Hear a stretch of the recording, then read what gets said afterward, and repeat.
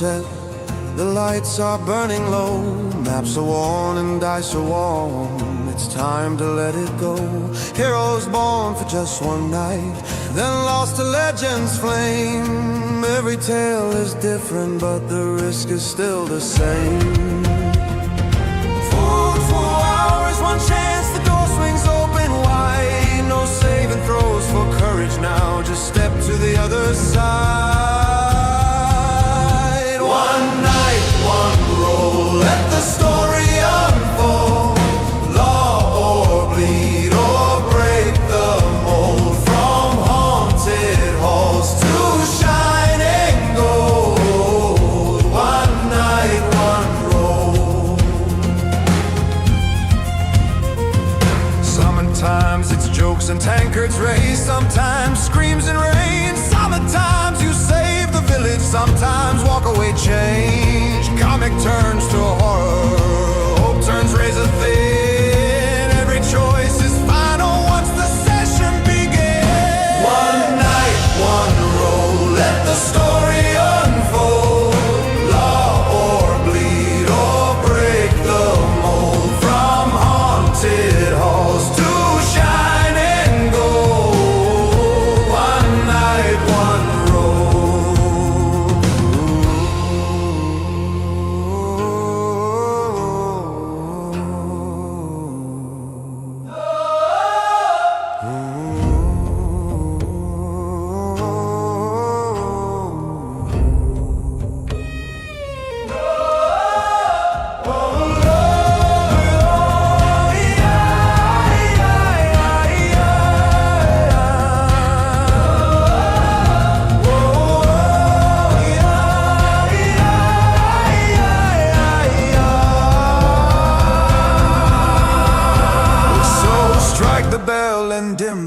the world is on the line. 2 hours pass like closing eyes, then fate rolls one last time.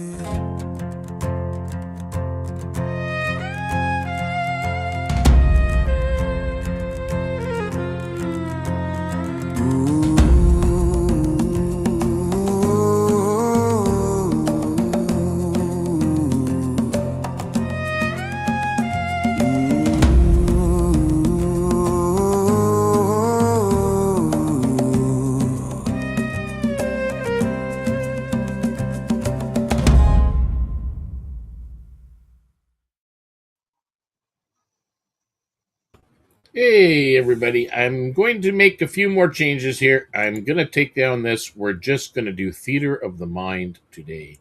I think this will work better. There we go. Although I like to be in the top right. Sorry about that. Okay. Welcome everybody that's out there watching, and I'm sorry for the late delay. This is a new software for us. We are switching from StreamYards to Wave Video Live. It's a little bit downscaled, but we'll figure it out. Again, welcome to DeaconsTable. It's been a while. Sorry about that. Xylea, I will admit you. Here you go. Anyway, I apologize for being away for a while. I know it's been probably about 2 months since we've done a live stream, almost, since we wrapped up Southern Expanse. And we've been focused kind of on the Discord community right now, and it's been growing, and we've been having some fun with it and creating new stories and getting things set up for Season 2 of Southern Expanse. In the meantime, though, the MiniAdventures had kind of fallen by the wayside. They are coming back. We're going to be doing MiniAdventures in the future on Saturday evenings. That will be split, though, with a variety of some other things. It might not always be MiniAdventures that is streamed. Mondays is going to be online in our Discord community. Will be play-by-post days. It'll either be running our Living World Series events, or we'll be running the brand new role-playing game system that's put out by DeaconsTable called 12. And if you're interested in that, it is a very fast-moving, easy-to-learn, Takes 5 minutes to do up a character, and it's multi-genre. So you can run fantasy, you can run sci-fi, you can run cyberpunk, whatever you want to run. It's a storyteller's dream, to be honest with you. It's been a lot of fun working on that and developing it, and having some people play testing with us as well. So that's what we're doing for that. And then on Wednesdays will be the new night for Southern Expanse when it returns. But in the meantime, we're going to be doing our dungeon crawlers on Wednesday evenings in the future. I didn't have one ready for tonight, so we're doing a mini adventure that I've kind of had in the can for a while, and we're we're going to run that, and it's the Fall Station. That's what we're going to be running this evening, and again, hope you all enjoy. But in the meantime, let's meet our players. Some are on camera, some are not. And again, respect that. Don't ask for people to show their faces if they don't want to. But it is something that people can choose to do, or use an avatar, or whatever they want to do moving forward that makes them comfortable, and that's easier for everybody concerned. So, all right. So we'll start off to my right. I guess it's my right over here, but that would be Valor. Valor, that's you. It's one of these directions. Excuse me. Sorry. Canadian, I only know north. Yeah, I know. Hi, I'm Dave, and I am playing Valor. I am a level 9 Scion. I'm my usual avatar that you see is, yes, I am a large toad, but I am a bog caller. Yes, very unique and ancestry that we have in Foreverland. So, and beside Valor is Riptide. Riptide, RT, who are you? Who are you playing? I am the mysterious one who will not be on camera, but enjoy the pretty blue thing, which kind of fits into my character's theme. She is known as Riptide/RT, just depending, and she is a Mythweaver, which kind of has a little bit of a bard spin on it, so once you're watching, you'll see a lot of bard stuff coming from her. She's level 9. Excellent. And then we have one of our newer members. We have Carrie. Oh, you're muted still. Oops. Okay, now I'm not muted. There you go.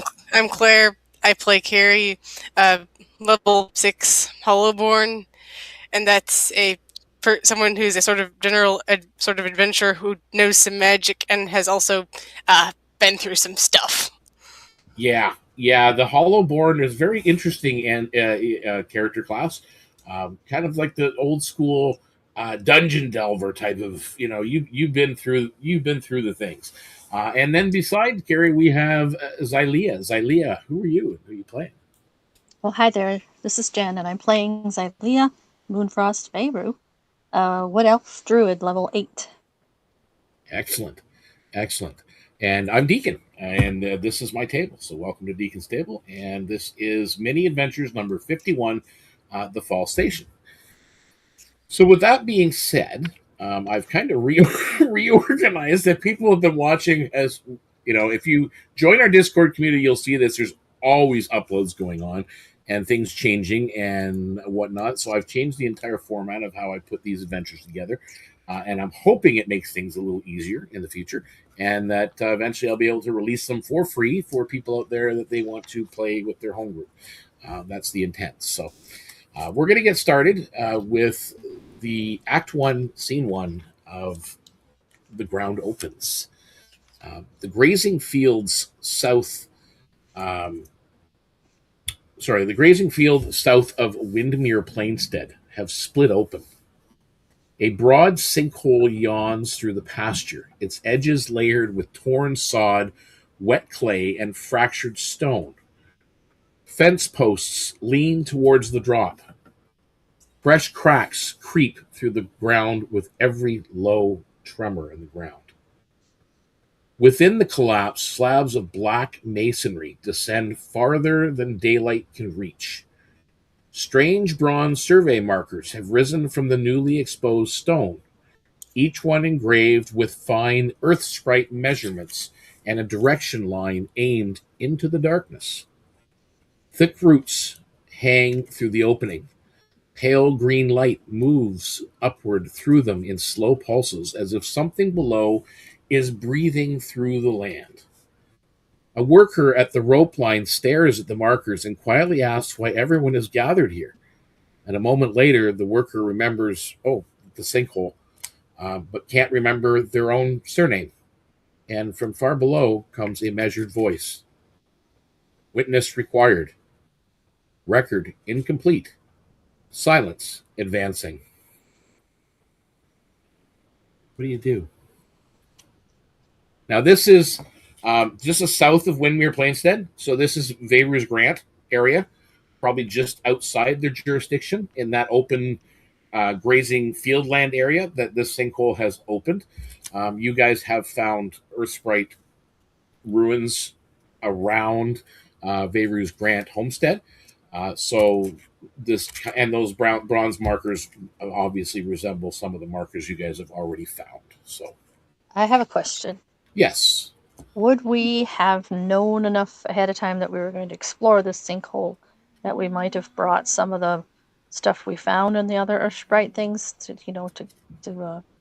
show our right to be there? I mean, you guys have been already poking around in the Earthsprite areas, and the reports did come through to the various other homesteads, especially to Riverhold, that this sinkhole had happened. So you would be made aware of it, and obviously, the only thing you know is that in that area is Earthsprite activity. Anything from on the north side of the river, from Riverbend Crossing, all the way out to Veyru's Grant. That seems to be like the Earthsprite and Harefoot settlements, and ruins, I guess we we could call them. I know, lack of words here. So yeah, you are aware that something's there. You are aware that is Earthsprites in the area. What you initially, like, again, with taking the walk there, the sinkhole has exposed true giant boundary station is what is being told to you, because again, through your earlier explorations from the other Earthsprite stations, number 3 specifically, there are true giant boundary stations that are said to be there. So as far as you know, this appears to have exposed one of those stations. The bronze markers are regulatory controls, sometimes used as locking pylons. Living roots carry pressure away from the station. The site is failing because probably machinery, that from what you've been discovering, is being awakened. Something below is kind of being disturbed or woken up. That's what you guys know when you reach the edge of the sinkhole. But the person that's there, not only they seem to have forgotten their name, why they're standing there, and they're just kind of like trying to figure out, there's a sinkhole here.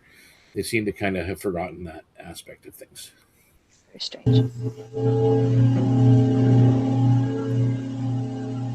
Did the voice say silence advancing? Yep, the exact words were witness required, record incomplete, silence advancing. Does that feel like the silence that we heard about in the Harefeet Brambleborough? It could be related. We need to be extremely careful going down there. Because if it's the silence, that could be a very bad sign for everybody. And Carrie hasn't said anything yet, and they do not look happy to be here because a cave-in is why they're hollowborn. Yeah. This is definitely along the hollowborn exploration routes. So to go down into the sinkhole, this is going to be a group challenge. You guys have to have 3 successes before you acquire 2 failures, and we'll go through the entire list, and then the failures will get to re-roll. to see what happens.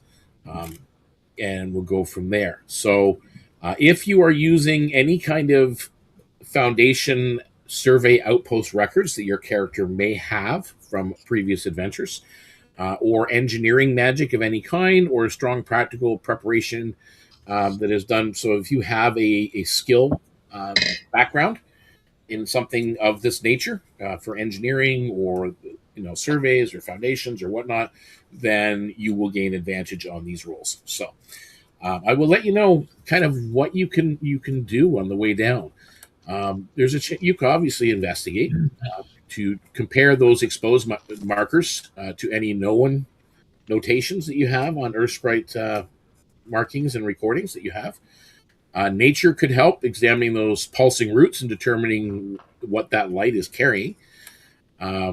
If you're good with Mason's tools, obviously assess the sinkhole edge itself and find out if there's a safe way down.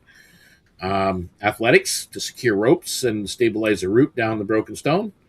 Or Arcana, identify that pulse as some form of magic to see what's going on. Like, is it magic? Is it ether bloom energy?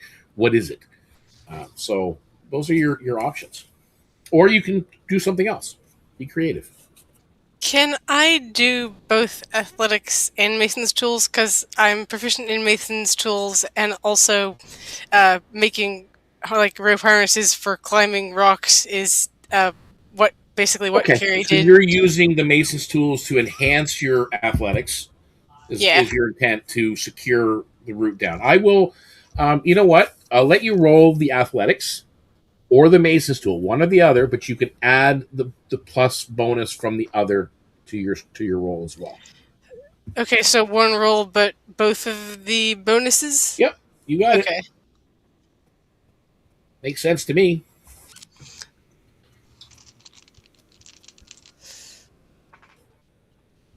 So then that is +6 from athletics and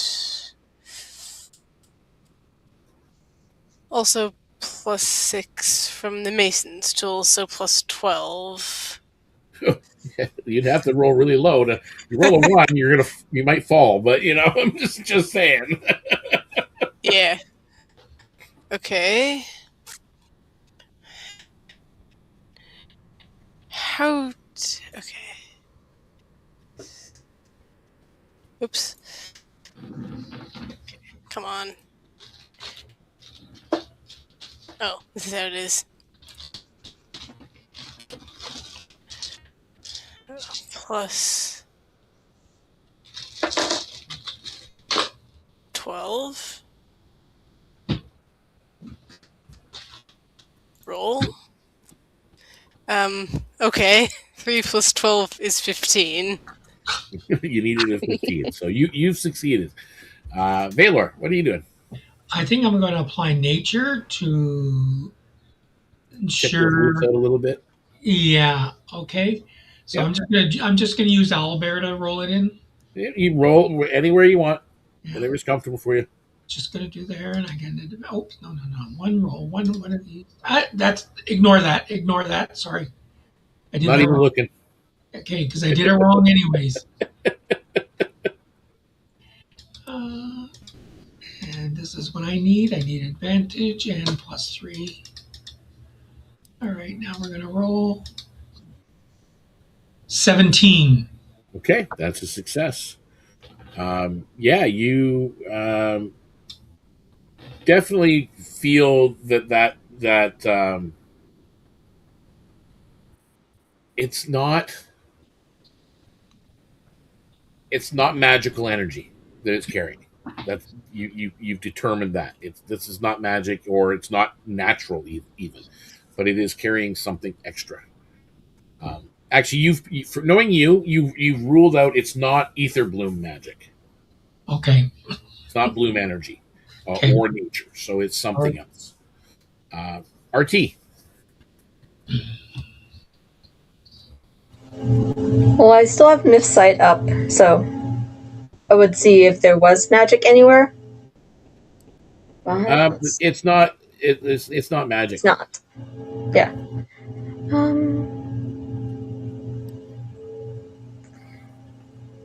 RT is going to go and try to kind of judging with old maps and everything, since she's kind of the main map person. Yep. So could I possibly do a survival with all her map stuff bonuses?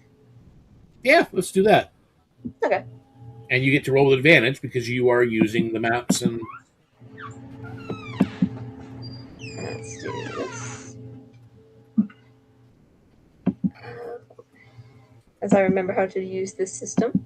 We're going to add a guidance on there, and it is already advantage with her other mapping tools, so that is really low. Let's try to do better than that, RT. That would be a 16. But we can do better.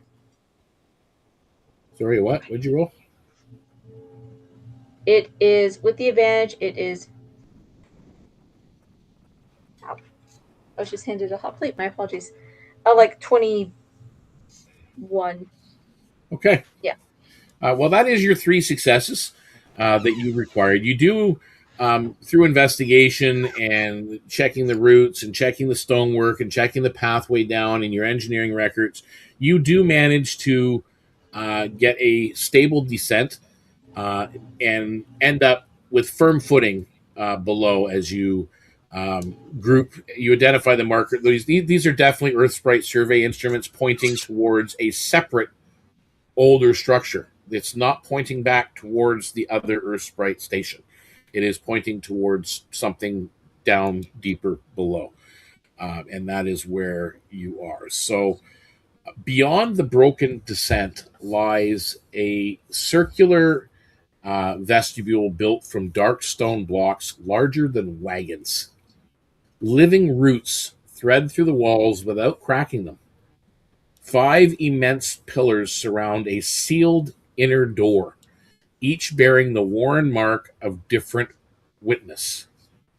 Bronze lines cross the floor in concentric circles, but none connect to gears, valves, wells, or conduits. The silence in the room is wrong. Footsteps stop echoing too soon. They're cut short. Your spoken words seem to lose their final breath. Names carved along the lower walls have been smoothed away through the stone, though the stone bears no chisel marks. Across the inner door, an inscription remains untouched. This inscription is clearly in a form of giant. You've seen some of the true giant writings, but strangely enough, it almost resembles ancient common. So you can make out the words. Boundaries are preserved by memory. Memory is preserved by witness. Could you repeat that, please? It kind of gorked out. Boundaries are preserved by memory. Memory is preserved by witness. Okay. Thank you. What do you do? I am going to see if there's any way of getting into this door, or if it's possible to lockpick it. Yeah, You could try opening it first. Yeah. Oh, yeah. Well, I'm going to try opening it then. I don't need to make things too complicated for myself. The door does not open. It doesn't open when you go to open it. So you can do a deeper investigation if you want. See if there's any maybe mechanisms or. Okay. Do you see any indents? Any flat panels? Wait a minute. That's Xylea looking over your shoulder. Okay.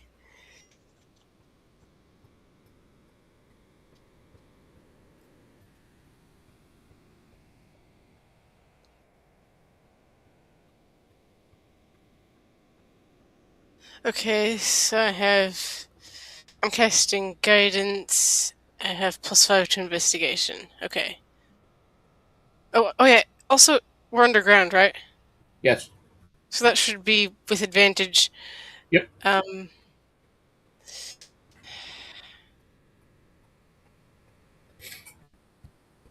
Oops.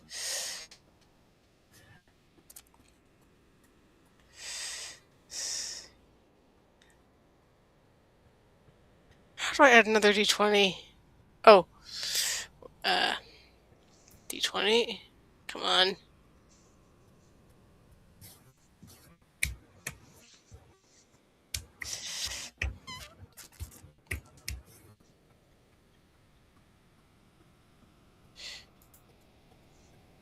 Okay, let me try this again. Oops. Multiple dice.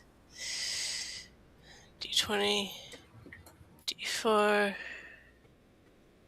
Oops. Come on.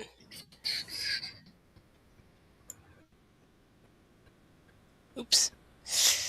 I just saw your comment there, Dave.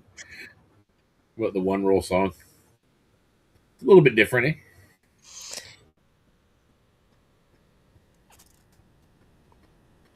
Okay, I have the d20 and the d4. How do I tell it it's supposed to do with advantage?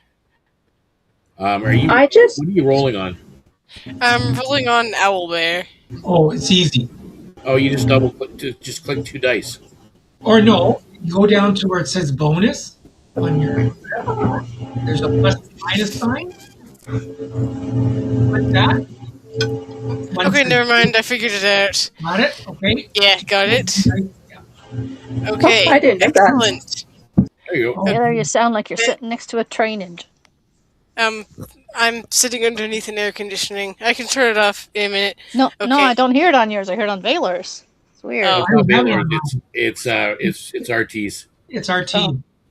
Yeah. Okay, I have investigation is 18 plus 3 from guidance plus 5 and that's Yeah, that's more than enough. 26. You needed a 15.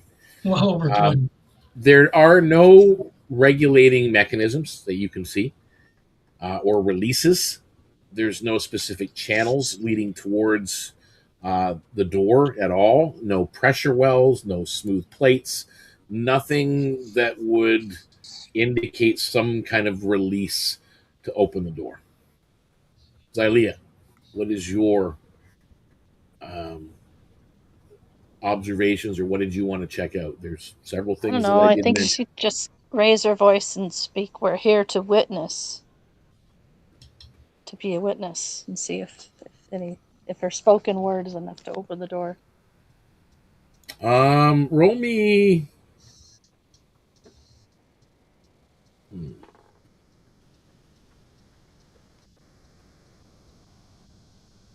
Roll me perception. That is 27 without any guidance. With a 27, you definitely notice it. There's the something about the pillars when you spoke. As I said, this room, the silence is wrong. There's an echo, but it's falling short. The end of your words and sentences are just dull.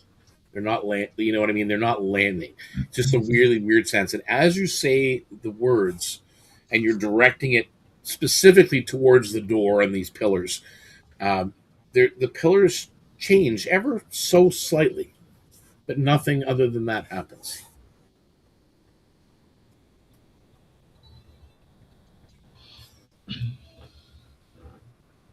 RT?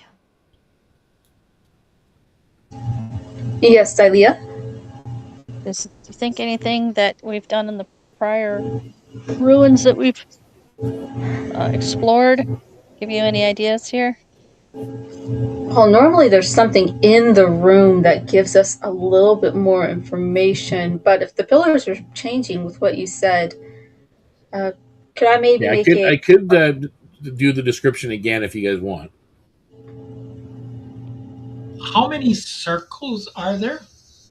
The concentric circles, there's hundreds of them. Oh, okay. Yeah. So No, is it like So again, I'll just kind of go over it again. Beyond the broken descent lies a circular vestibule, Right. built from dark stone blocks that are larger than wagons. Living roots thread through the walls without cracking them. There are 5 immense pillars surround a sealed inner door, each bearing the worn mark of a different witness.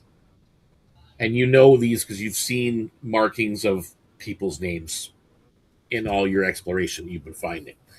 Bronze lines, so these are inlaid bronze lines, cross the floor in hundreds of concentric circles, but none connect to any of the gears, the valves, the wells, or conduits that you see around the room.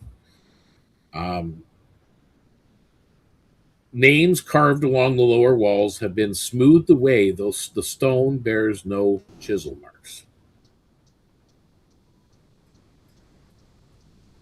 I am going to stand on. I have one foot on one of the lots and lots of concentric rings, and the other foot on another concentric ring. Does anything happen? No. So, Valor, anything you want to try? Do these rings actually move? Well, you. So what do you want me to roll? Roll. In, Am I getting too close?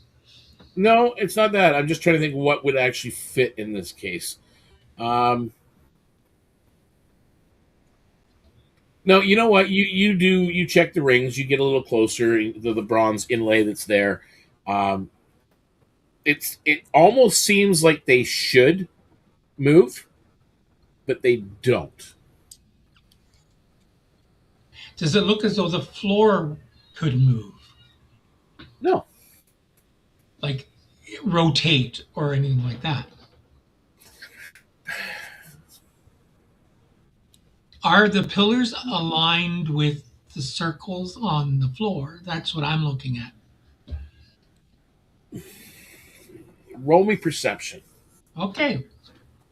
This should be a good one. So we have a 20. And it's going to be advantage. And it's going to be +9. And we are rolling. 26. Okay. Yeah, you're.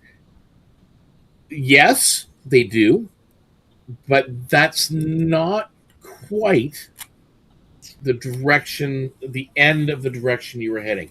You're almost there. You're on the right path. You're trying to look at the way these pillars line up with the circles, but it's just not quite there. I'm missing steps 1 and 3 to get to 5. No, it's not that. You were looking at the wrong thing. Okay. So, RT, anything you want to look at? I feel like the direction to go is the pillars, so Archie's going to go over to the pillars and start figuring out what to do with the pillars, because they turned when Xylea said what she said. Valor has pointed out that there's some type of connection maybe thing. there's a pattern. Okay, so What you should can I- either, when you're looking at the pillars, you can either use your mason's tools to kind of more closely examine the pillars, if you have a set of mason's tools on you, or you can use history to see if everything that you've seen, because you were actually on the mission below the grove where you found the true giant warden further to the south, and that was south of Veyru's Grant as well. Not far from here, maybe 5 minutes walk across the field. I have Mason's tools, but also Yeah, I want to. it's hang on, you've already done yours. Yeah. I'm just waiting for RT to see if she wants to do something. She can pass it on to you if she wants to, but Yeah, RT tried to be a mason once and it did not go. So, hey, Gary, come here. There's something with this and I think it needs someone who understands stone. It's not my element. Can you do something with this? I will look at it. Let's see. Okay. Just make a straight, just make your roll. Your Mace's tools roll. And this one would be, believe it or not, this is intelligence based using your tools. This is like you're looking I at this have one. stone cunning. Aha! Aha, there you go. You're trying to beat a 14. Okay, let's see. I have. So, I'm doing Mason's tools. Yep. And you're using intelligence on this one. Okay, so Mason's tool. So is it Mason's tools and history or No, that was an option for RT. oh? Okay, so since I have stone cunning and I'm proficient in Mason's tools, do I get So advantage? you take your intelligence modifier plus your proficiency modifier plus 2 for stone cunning. Okay, so that's 2 plus 2 plus 3. So that's plus 7. Okay. You need to roll a 7 or higher. Yeah.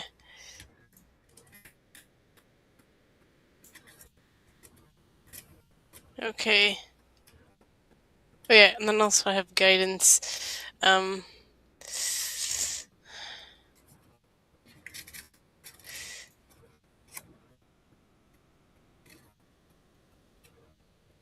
Okay.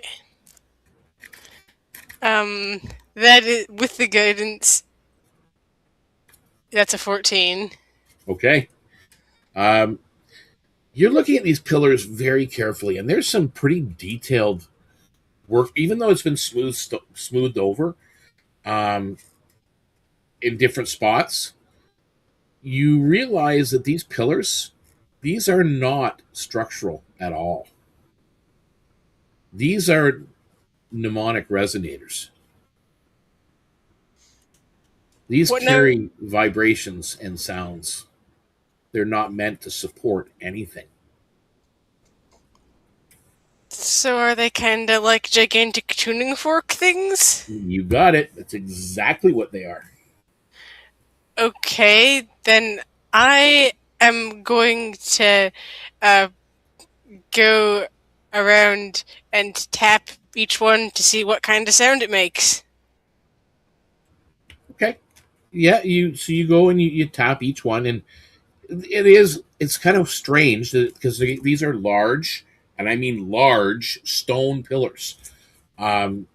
Yet each one has a slightly different feel and sound when you knock on it. This entire structure, as you're doing this, you realize that this is not just um, a station. This is an archive associated with a greater boundary network, not a boundary station. Everybody that's in the party right now get 1 insight study point.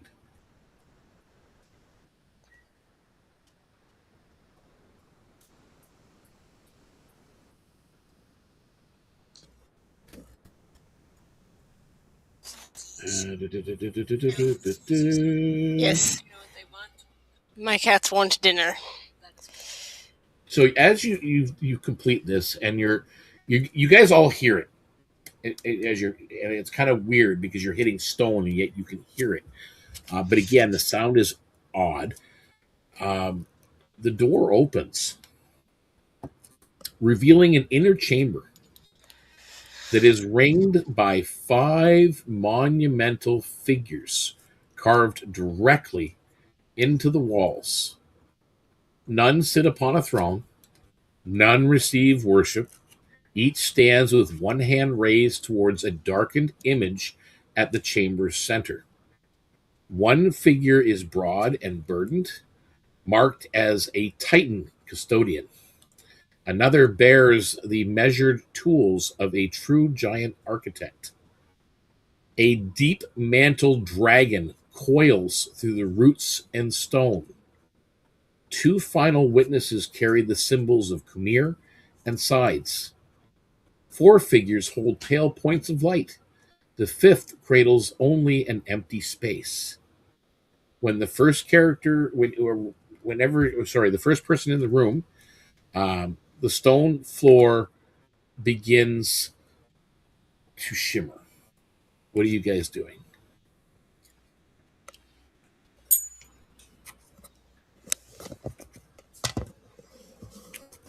Leah will walk over and study the image of the witness for Kamir. Okay, so you're entering the room. Is anybody else entering the room with Xylea?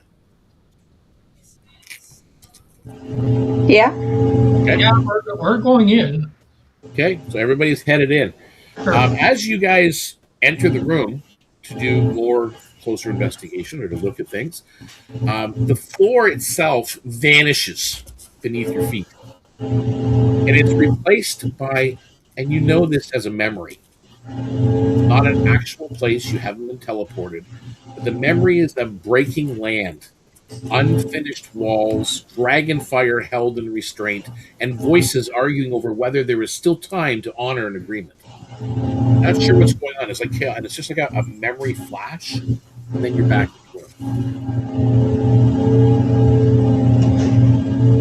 Ooh, we're in one of these places again. Yes. It's sort of like an echo. Yeah. An echo of the past.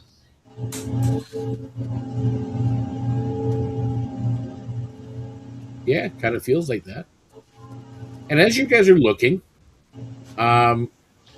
you after time, and you're looking at this, especially the Titan custodian, this large true giant figure carved into it. The name that is on it is Thalos. Oh, that's him. That is his name, Thalos. You're seeing all kinds of inscriptions. The land could no longer survive the strain. Immediate containment was necessary, even though it would damage the foundations.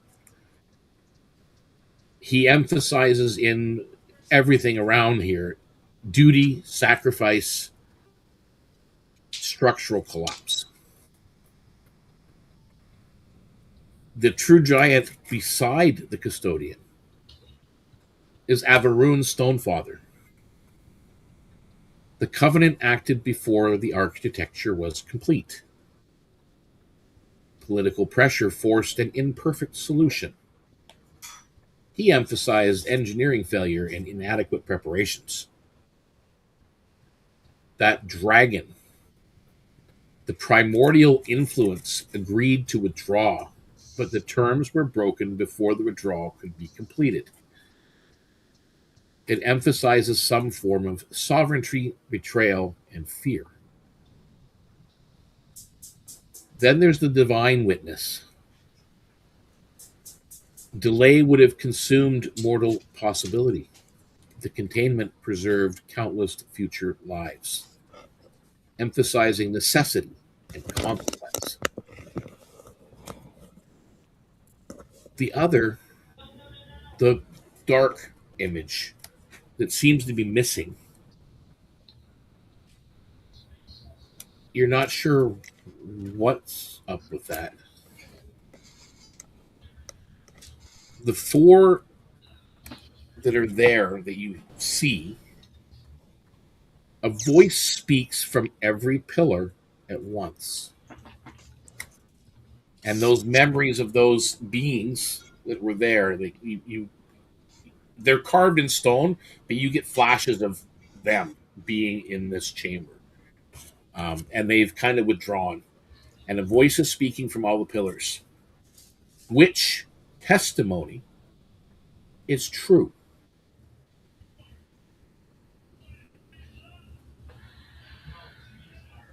Sorry, I had to feed my cats. What did I miss? Probably best that I go over it again anyway. Yeah, because a lot. There was a lot there. Yeah, I'm the sorry. preserved testimonies of the individuals that are inscribed in this room and etched into these massive stone carvings. And along with the carvings, you're actually getting flashes of a memory of these beings actually being here. The Titan custodian, the Titan's custodian, his name is Thalos. His testimony is that the land could no longer survive the strain. Immediate containment was necessary, even though it would damage the foundation. His account emphasizes duty, sacrifice, and structural collapse. The true giant beside him is named Averoon Stonefather. The covenant acted before the architecture was complete. Political pressure forced an imperfect solution. His account emphasizes engineering failure and inadequate preparation. The deep mantled dragon that is among them. Their testimony is that the primordial influence had agreed to withdraw, but the terms were broken before the withdrawal could be completed. This account emphasizes sovereignty, betrayal, and fear. The divine witness, delay would have consumed mortal possibility. The containment preserved countless future lives. This account emphasizes necessity and consequence. The missing witness, the dark space, the fifth record, originally seems to have described this testimony of whoever this was and why, but there's nothing here.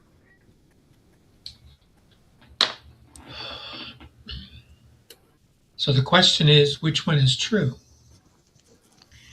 Based on the things that we have uncovered, all four of them have truth behind them. That's what I was gonna say. But Yeah. is one Roll more? me, Vela, roll me history. Ayo. Okay. Okay, so we have a 20, and the history is probably not going to give me a whole hill of beans of anything. Just intelligence. Wow. Okay, rolling gods. Come on, Owlbear. Ayo. 12. 12. Okay. 12. Yeah, you're. Something I might just be isn't adding up. I'm not the historian. Yeah, something just isn't adding up for you. Can Xylea try a history? You can try history, or you can try religion, or Let's. I guess my Grieva coin ain't helping me either. no. History and religion, I have +2 on both, so it doesn't matter which one. And can I roll guidance? Yep.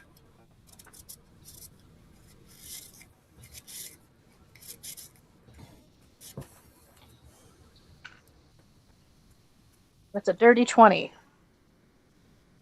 Okay. Yeah, it takes you a while to kind of think each one through, but the archive names,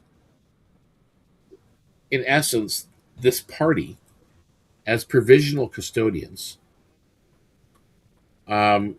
Everything is right in its own way. Every single account has a piece of the truth from Right. their perspective. Yep. Everybody get 1 point of insight, skill point, study point as well. Wow.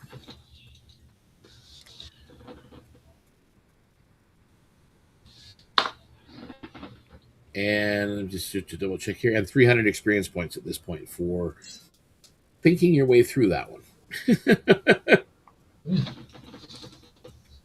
As you're sitting here and you're contemplating, you're figuring that out, and I'm sure you're probably saying it out loud because it did ask the question. The ceremonial stones give way. to narrow service galleries. Bronze inspection plates line the walls beside root conduits and sealed record cells. Some plates resemble the measurements preserved in Foundation Survey Outpost 3, where you guys have already explored. Others are even older than the Earthsprite work by many ages. The damage here is not breakage, it was absence. Memorial walls hold rows of blank spaces where names should be. Carved faces have become smooth ovals. Personal objects remain sealed in niches, but every label identifying their owners has vanished. Ahead, 3 corridors appear identical.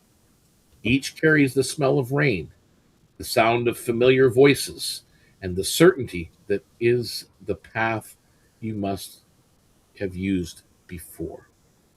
Not quite sure why. You've used that path. Wait, so we feel like we've used this path before even though we've never been here before? Yes, you have. What? Exactly. We're being gaslit by this chamber. It's like the dude upstairs. Okay. You're all looking at this. As I said, We you're looking. There's 3 corridors that have appeared before you. Each of them, you can smell rain. All the same, like as you're there, you smell rain. You hear the sound of familiar voices, friends from back at the outpost. They're like your coworkers. You hear their voices, and you're certain that you've taken. What doesn't matter which path you're looking at.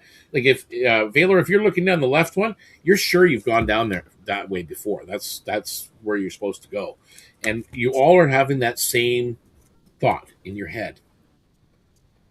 And as you're looking at that, and then you're looking at each other, you're a little disorientated. A collapsed construct that is beside one of the junctions lifts its featureless head. The record was not damaged, it says. The record was eaten.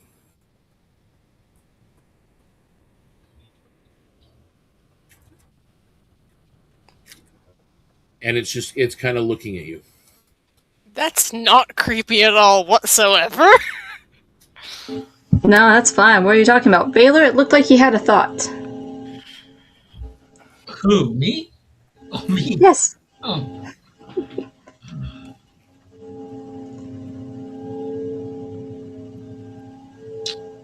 This construct, it still has a little bit of light in him. Yeah. Okay, I'm going to roll insight. I want to know whether or not there's any level of sentient in it. And I want to know when he said it was eaten, what was eaten. Does it look as though he's been damaged or harmed or? I mean, insight. Well, that's what I was going for. All right, insight. We need a 20, and we need an advantage, and we need +9. All right, here we go, and roll. 15. Oh, 15. He's not really damaged, but okay. he's not complete anymore. He's connected to this space, this archive. But he hasn't been attacked or damaged. He just is the way he is, as if parts of him just cease to exist.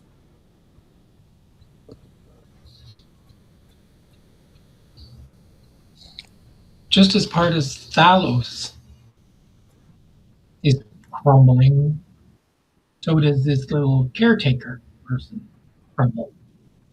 Anybody else have any thoughts?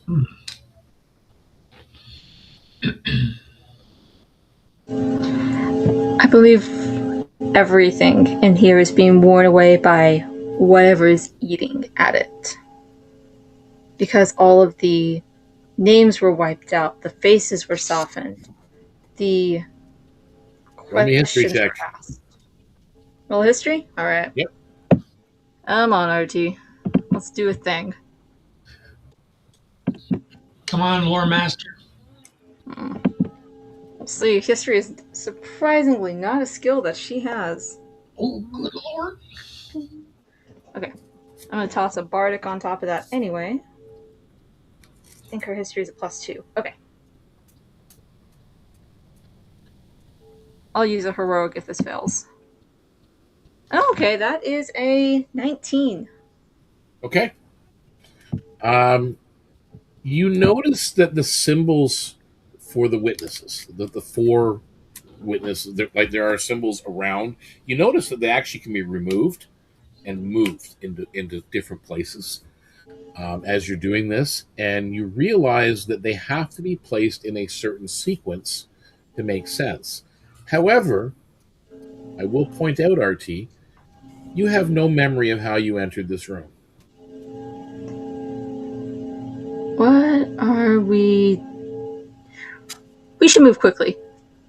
RT's going to start taking the pieces off of the wall and starting to figure out what order they need to go in very quickly.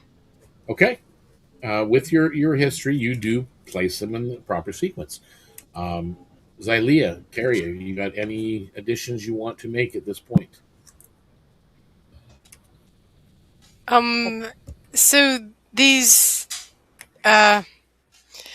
familiar passage things with the voices, is Carrie hearing Ren and Darren's voices? Yep. Just a bunch of familiar voices.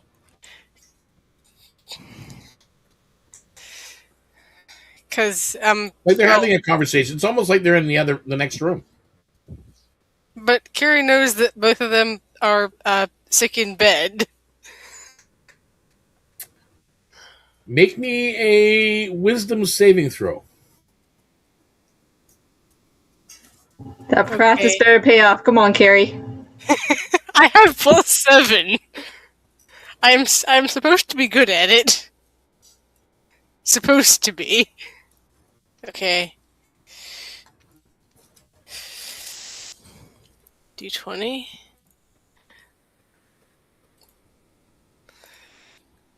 +7. Roll. Hey! That is a nat 20. You had to think about it for a moment, but yeah, you were almost convinced that no, that was them in the other room, but then you had to fight for a second. No, wait, they're sick in bed. But you even realize it's kind of like a brain fog. Xylea, is there anything you want to add?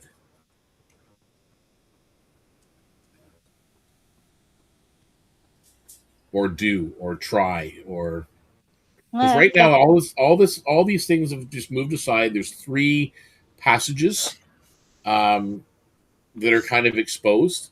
One of them is probably the correct path. The other 2 are not. Could try an insight to see if I can tell which path is the right path. Okay, so roll an insight.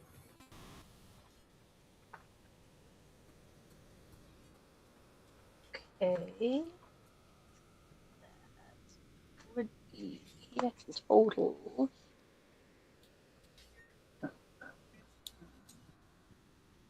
$26. Okay. With that, everything that's around you, like you see that the witnesses, they've been put, their symbols have been put in the right place to match their testimonies, because their testimonies are written everywhere, all around the record, because this is like a records room. And you're kind of, you're in awe, especially RT. Like this is kind of like the most ancient library you could possibly imagine, where things are written on the stone, on the floor, on the tablets, on everything you can see. You put all these things together, and with that insight, two of the passages vanish. There's only one left. And you do see your memories again flashing with those individuals from the other room. Well, it's still part of this room. It's just kind of like opened up at the one end. You see those memory fragments orbit that central darkness in the middle, where all of a sudden you realize, out of the testimonies, the land had begun failing beneath the strain. That is true. The Dragon Court negotiated a withdrawal. That is true. The negotiation collapsed after agreed terms were violated. That is true.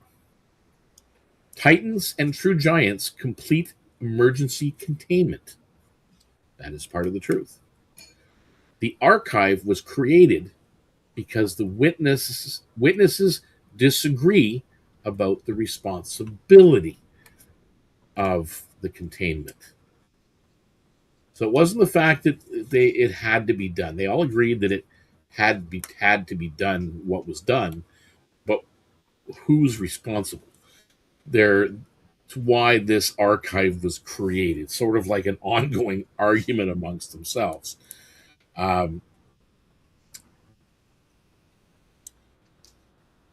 This influence that is here at the end of it, and you feel it, this missing witness. The containment prevented a catastrophe for more than you know that there was a catastrophe here on Fallows Reach. You all have figured that out. Whatever this containment was stopped that from going beyond what it did. Not really actively hostile, it just was there. One faction, however, you do know violated the terms.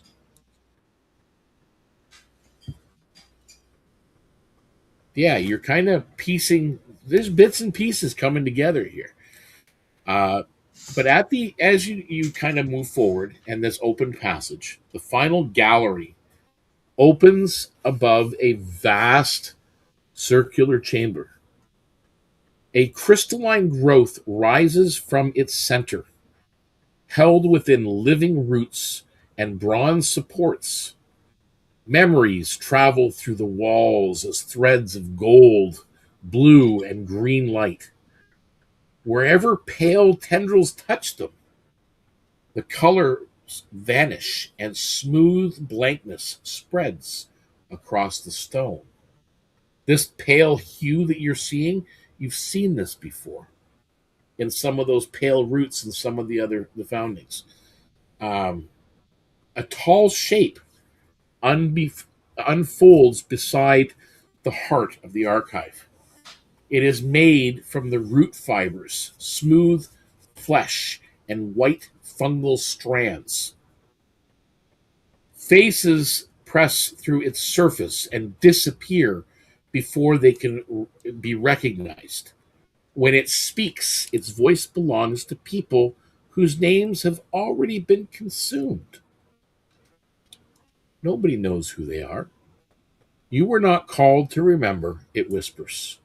You were called because there will be no one left to contradict you.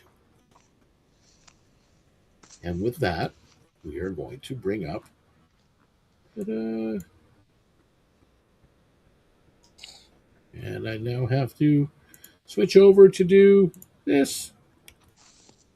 Yay! Oh, that doesn't show on top. That's weird. I don't like that. Don't you all just love a terrifying face stealer? I'll take those out for now. There we go. We're going to load that up there, and I'm going to see, can I actually share? Nope. Can I? No, I can't even add that. Damn it. I'm trying to add an image just so that you guys can. Oh, I'll do this. There we go. Let us load this image. And it should go right over top of that, just so you can kind of get a feel for what it is that you're looking at. It looks like that. Oi. Yeah. Oi. Quick point of order. The records in here are all stone, right? We're not looking at paper. There are some books scattered around, there's books, there's tablets, there's like when you're doing the research and you're looking around, like this is not something you're probably doing in like a 5-minute span or a 1-turn span. You're probably spending like an hour in a room looking over things and the records and investigating, and this kind of exploration. It's really not a you know what I mean? It's not one of those quick run in and check. Oh yeah, I was just asking for fireball purposes. Oh yeah. But yeah, there is things in here. If you fireball, there are things in here that can be destroyed. So right now we're blocking out our faces for anybody that's watching. So that way we are in Owlbear at the moment. And I'm just trying to get everybody on the screen. I started a bit ago, and I believe it goes till 6. It is.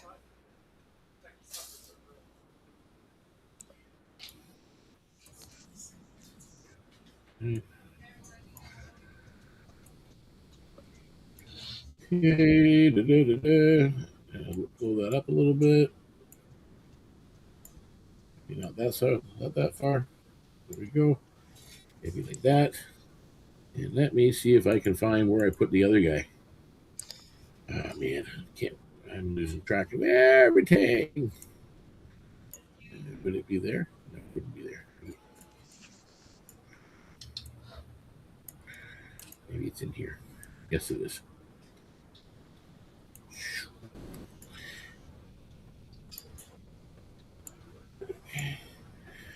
And I need to bring up this guy. And it is.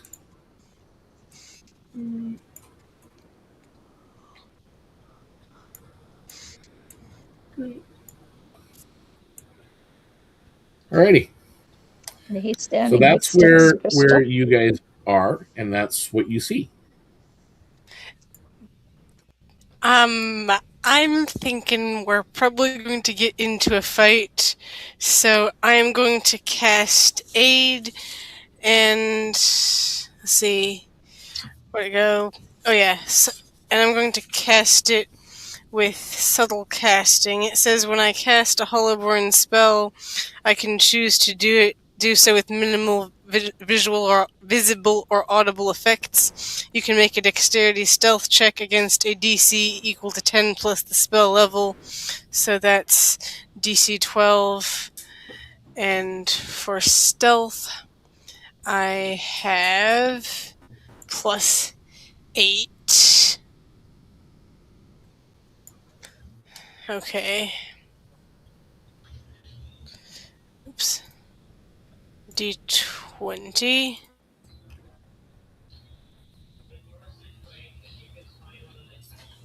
He's actually over here. 20.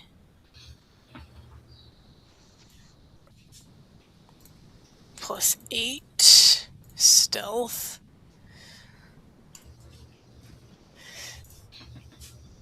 Okay, that is a 15, so I am good. I have casted Aid on us without much visible or audible effects.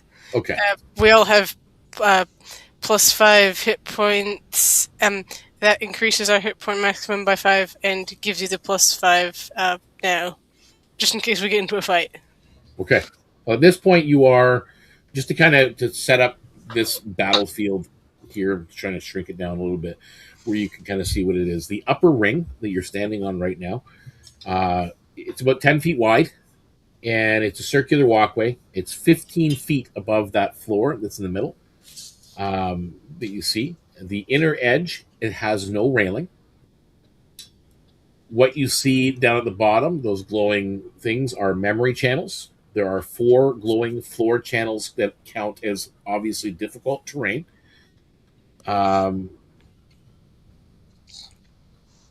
but they do have advantages and disadvantages.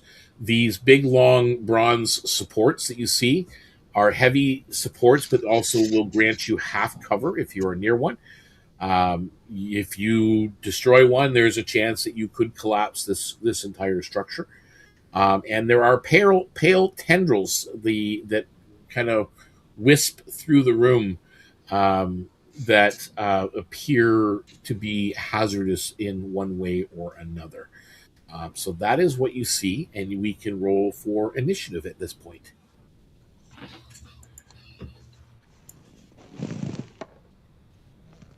And where is my d20? Shoot. 11 plus... D20 plus...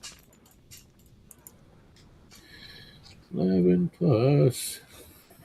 Ooh, nice. 19. 13. Okay, 21. Add to initiative. Also 21. I bet your dex is higher than mine, though. My dex is 5. I mean 20. Plus 5, I should Oh, say. yeah. You're going before me. Alright. Okay, so make sure you put your things on the screen. Why did you do that again? Right click on your token and then add to initiative.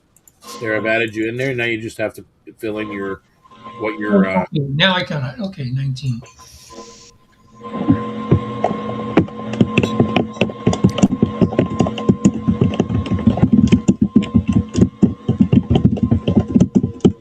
The heck is that?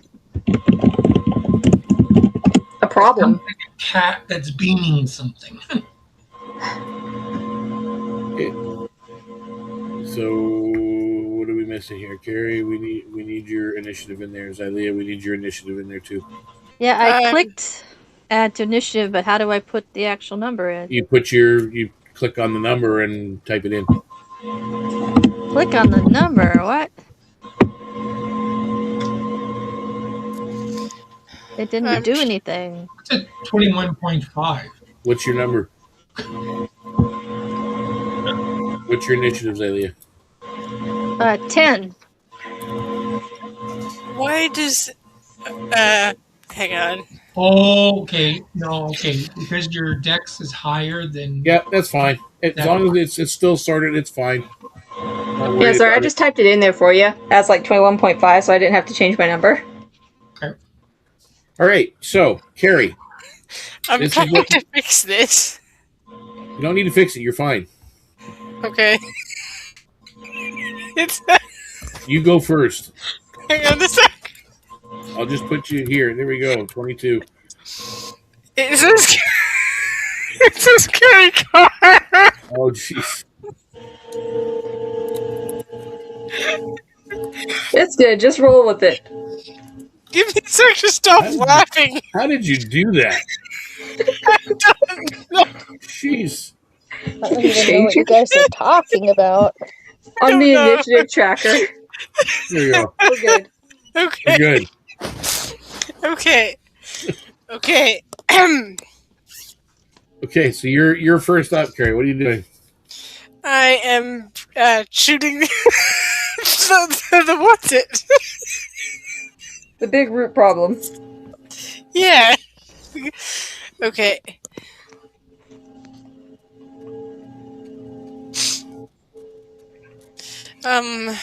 And I'm shooting it with my crossbow. So that's 1d20 plus 8 to attack.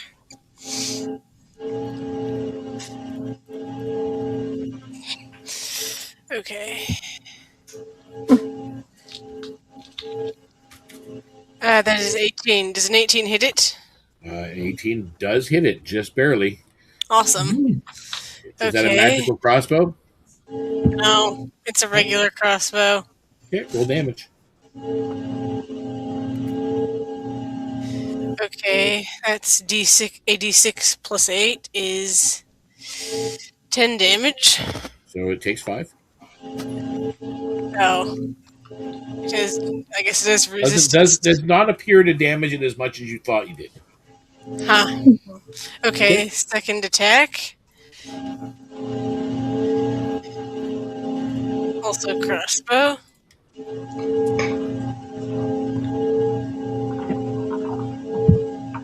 That is a 12. Yeah, that misses. Okay, I'm done. Okay, Riptide. Cool, cool. Alrighty, we're gonna do RT's favorite ability of tail binding. She's going to extend a hand and say, "No memories will be forgotten today," and gives it the curse. And for half a second, she's gonna look over to Valor and say, "You need it to be dumber, right? Less wise?" Sorry? I'm trying to figure out which ability to give it disadvantage. Your abilities need it to make a wisdom save or an intelligence save? No intelligence. Intelligence, okay. Yep. Let's give it disadvantage on intelligence saves. And then bonus action to shift into Living Legend. That will end my turn. Okay. Valor. All right, evidently it looks as though it wants to fight. Well, I'm not sure if it wants to fight, but It looks pretty ominous. I'm wondering if this is the containment.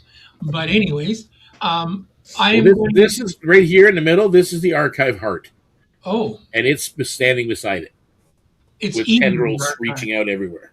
It's eating the archive. Looks that way. I guess we're going to give it something else to eat on. All right. First, out comes the proverbial croak. Everyone will have advantage on their next attacks. And I am going to give it a little slap with a couple of kisses. Okay. All right, Owlbear, let's start rolling. All right, so we need a D10. 2D. That's a wisdom saving throw or intelligence. Intelligence. Yep, it's got to be And 16. he gets a disadvantage, correct, Yep. RT? And let's get 1, 2, 3, 4 kisses. We'll do 4 kisses with that. Yeah, okay. So 26 psychic if he or it actually saves. With disadvantage, it's 21. Disadvantaged at 21? Yep. It would have been 22. You rolled a 19 and a 20. So it's half then. Yeah, so it gets half. So how much damage is that again? It was 26, so half is 13. 13, and it's psychic damage? Yep. So he takes 6. Okay, I'm useless in this fight now. Oh, but I don't know that. Okay. Nope. Just seems to irritate him. Okay. And at this point,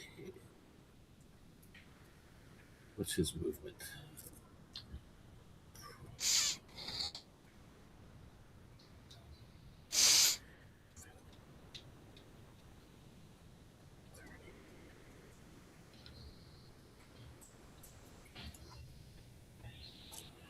Is his range? Oh, Jesus, he's got a big range. It's only He's 15 feet because these are supposed to be 5-foot hexes. I don't know why it's just 10 foot, but so yeah, you guys are all within 15 feet. Okay.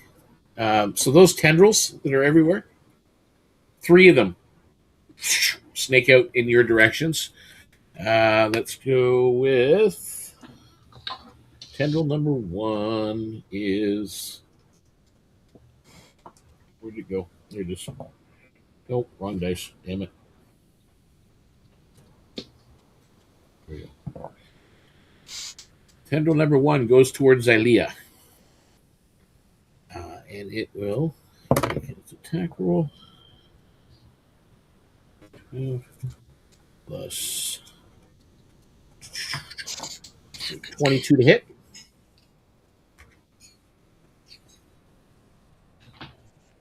$22 does hit Azalea, if that's what you're asking. Yep. So you will take 17 points. Also, I give you 5 hit points, temporary hit points. No, 5 hit points from aid. So that Yes. So you know what? Yes. I'm going to roll them. I'm going to roll these. Yes, I know. Thank you. Mhm. Oop, wrong dice. 1, 2. Oops. Nope, no, never mind that. Get rid of it. What the hell's going on? Urgh. Is it doing this to me? Why can I not get rid of that? How do you clear the dice again? Just hit the X.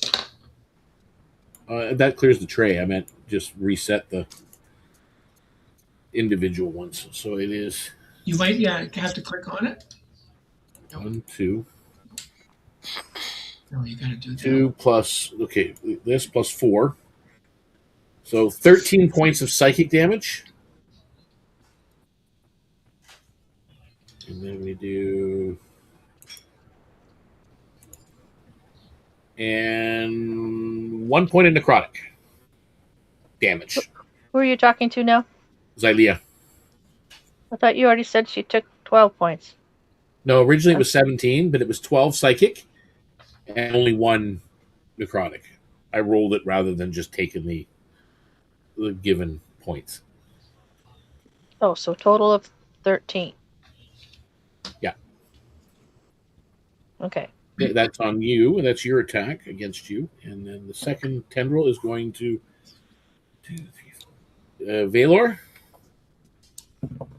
And that, oh, Jesus, Murphy. Natural 20 plus 10 to hit, so 30. Let's do 2 plus 4. So 15, double it, 30 points of psychic damage. Okay. And reaction. And 11 psychic. 7 points of necrotic. Okay, so 7, and you said 11 and 7, so total is 18, right? Yep. Okay. And the last attack is Okay. going. Yep. I did reaction. So Okay. 11 psychic on him, 11 psychic, so it takes 5. right? Oh, because he saves. Did he save? No, it's not that. Oh yeah, he gets a save too, right? Yeah. With disadvantage.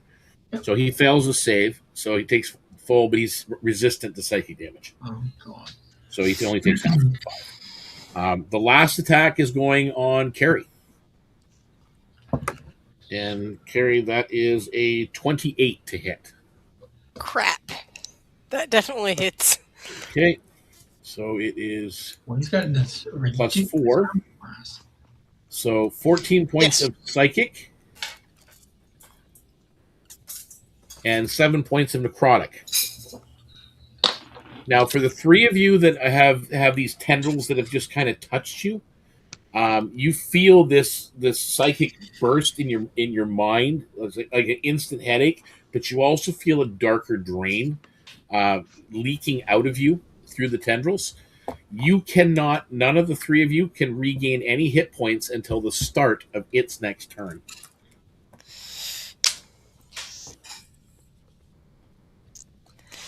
So I'll just point that out, and that is, I think that was its action, and that takes us to Xylea. You're up. I was resistant. Okay. We're gonna need to check this I out. think Azalea is going to Thunder Wave this thing. Okay.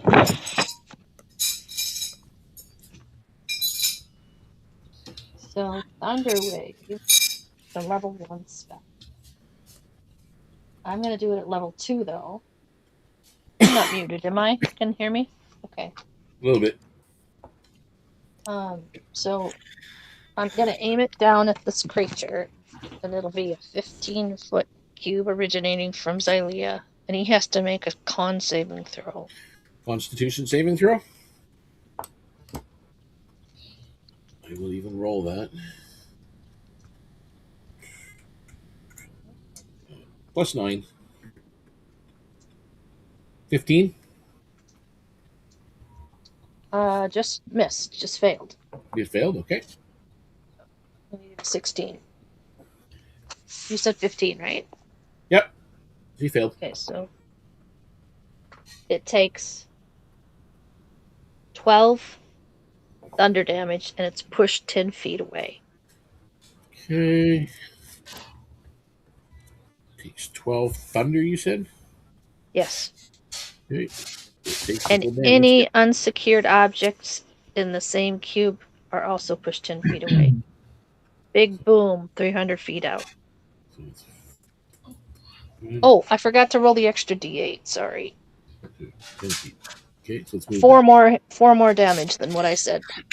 Okay. 16 altogether. Yep. Okay, so he's moved 10 feet back. Let me just double check here or something. I need to. Yeah, Chris. Yep. I just checked my notes. At level 7, I am resistant to psychic damage.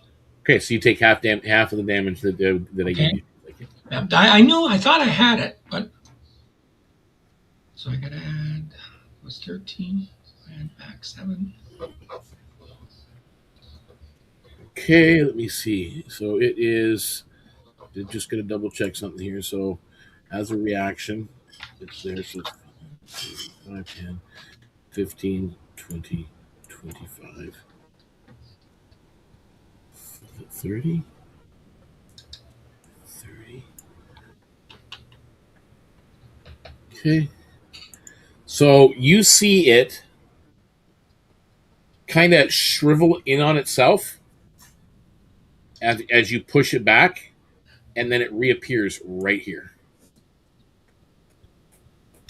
And it does get partial cover, so your attacks against it will be, because it's using that bronze support pillar for partial cover, but it is basically next to carry. And that is the end of turn, and that was as a reaction.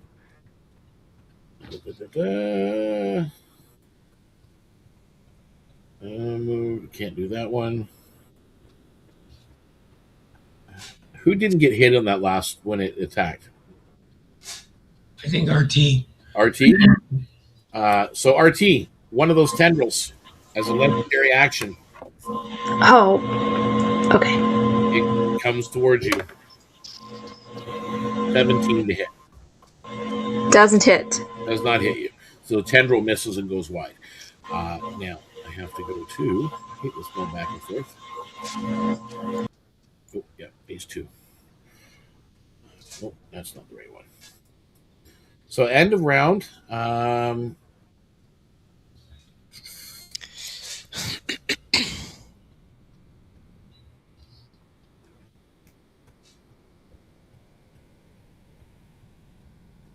From the center archive, you see one of those memory bursts kind of shoot out. Amongst the four of you, decide who's catching it. It's coming towards you. In which direction? Like, It's coming towards the four of you. okay. Any one of the four of you can choose to catch this, whatever this energy is that's flying out, or to be hit by it, or I could I'll roll randomly if you don't decide amongst yourselves. I can catch it. Is that agreed? Gary can have it. Hey, hopefully it's helpful. Yeah. Go for it. Okay. In your mind, Harry, just for a moment, you have a memory of that Titan, of Thalos. It's just there for a second. It's almost like he's with you in the room. For this round, you are resistant to any bludgeoning, piercing, or slashing damage until the end of the round. Mind you, this thing doesn't do any of those things Nope. generally, but that's what you get. That's what happens. Spiffy. So, Carrie, it's your turn. Okay, can I move? So, can I move around this big dude such that he's not undercover compared to me, so I can stab him? He's kind of going like using the pillar to hide. Like if you go on one side, he's just going to tuck around the other. Oh, So he's going to get partial cover. So he's going to get a +2 to his armor class, regardless. So you can move around him though if you want, as long as you don't move out of his space, you're fine. okay. Then I guess I'll move this way because it's still in his space. Yeah. Yep. Okay. I am going to get out. Aren't you standing in the air right there, though? Yeah, you're kind of right on the edge. Okay. So I can't do healing because of this necrotic ick. Okay, I'm going to stab it 3 times. Okay. Roll So that's to hit. It's got a 19 armor class at this point. okay. That's +8. Roll. Okay, first one hits. That is D6 +8.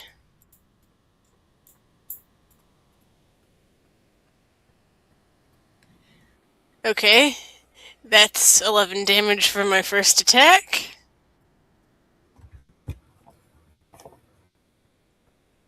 Yep. Oops. And second attack hits, that's a 24. And damage is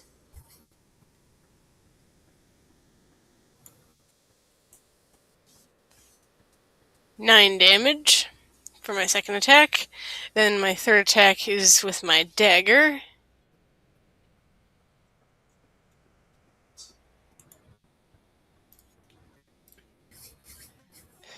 That the dagger does not hit, that's only 18.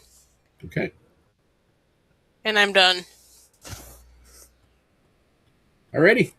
RT, you're up.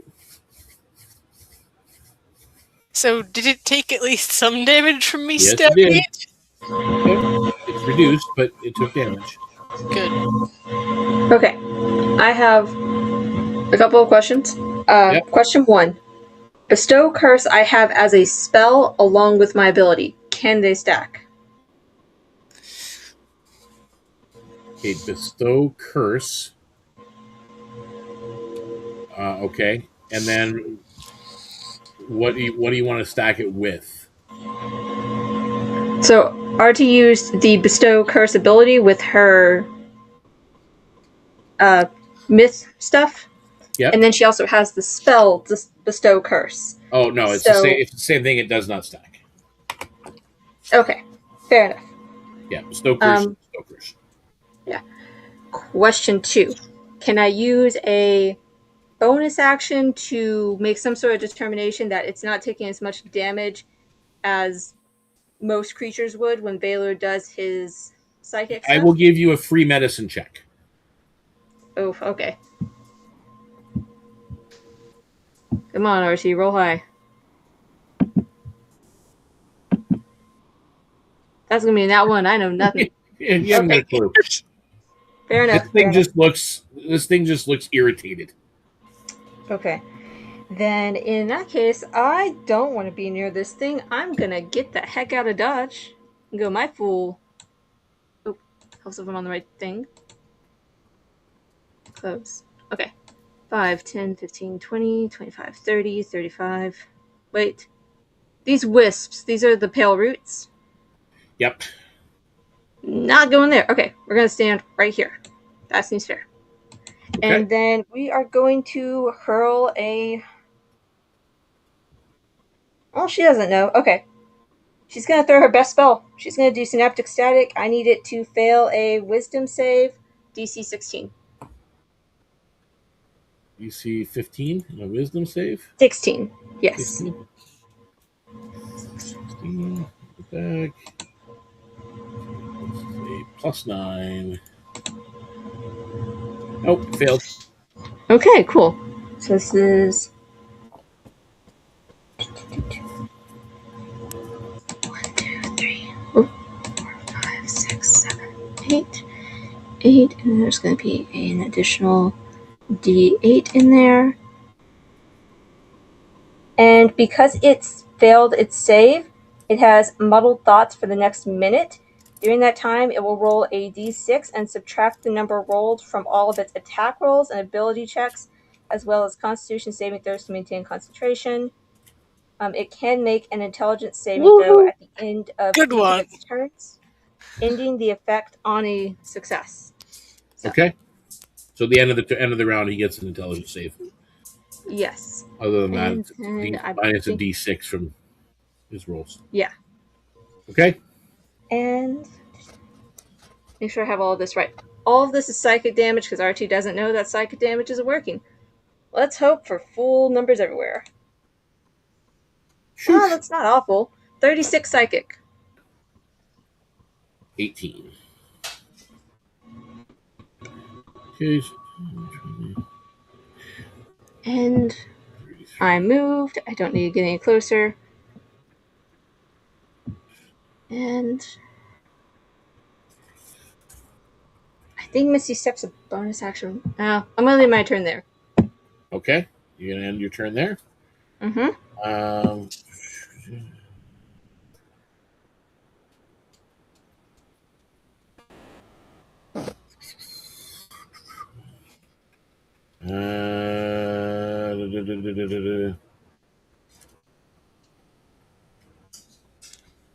Okay.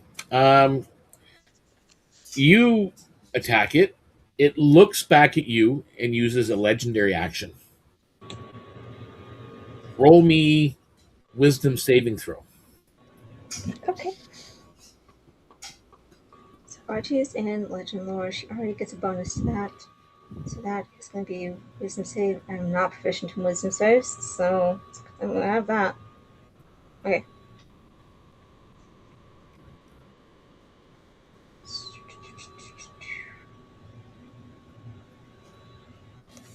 Where did it go? Oh. Wisdom, okay. +7 on this.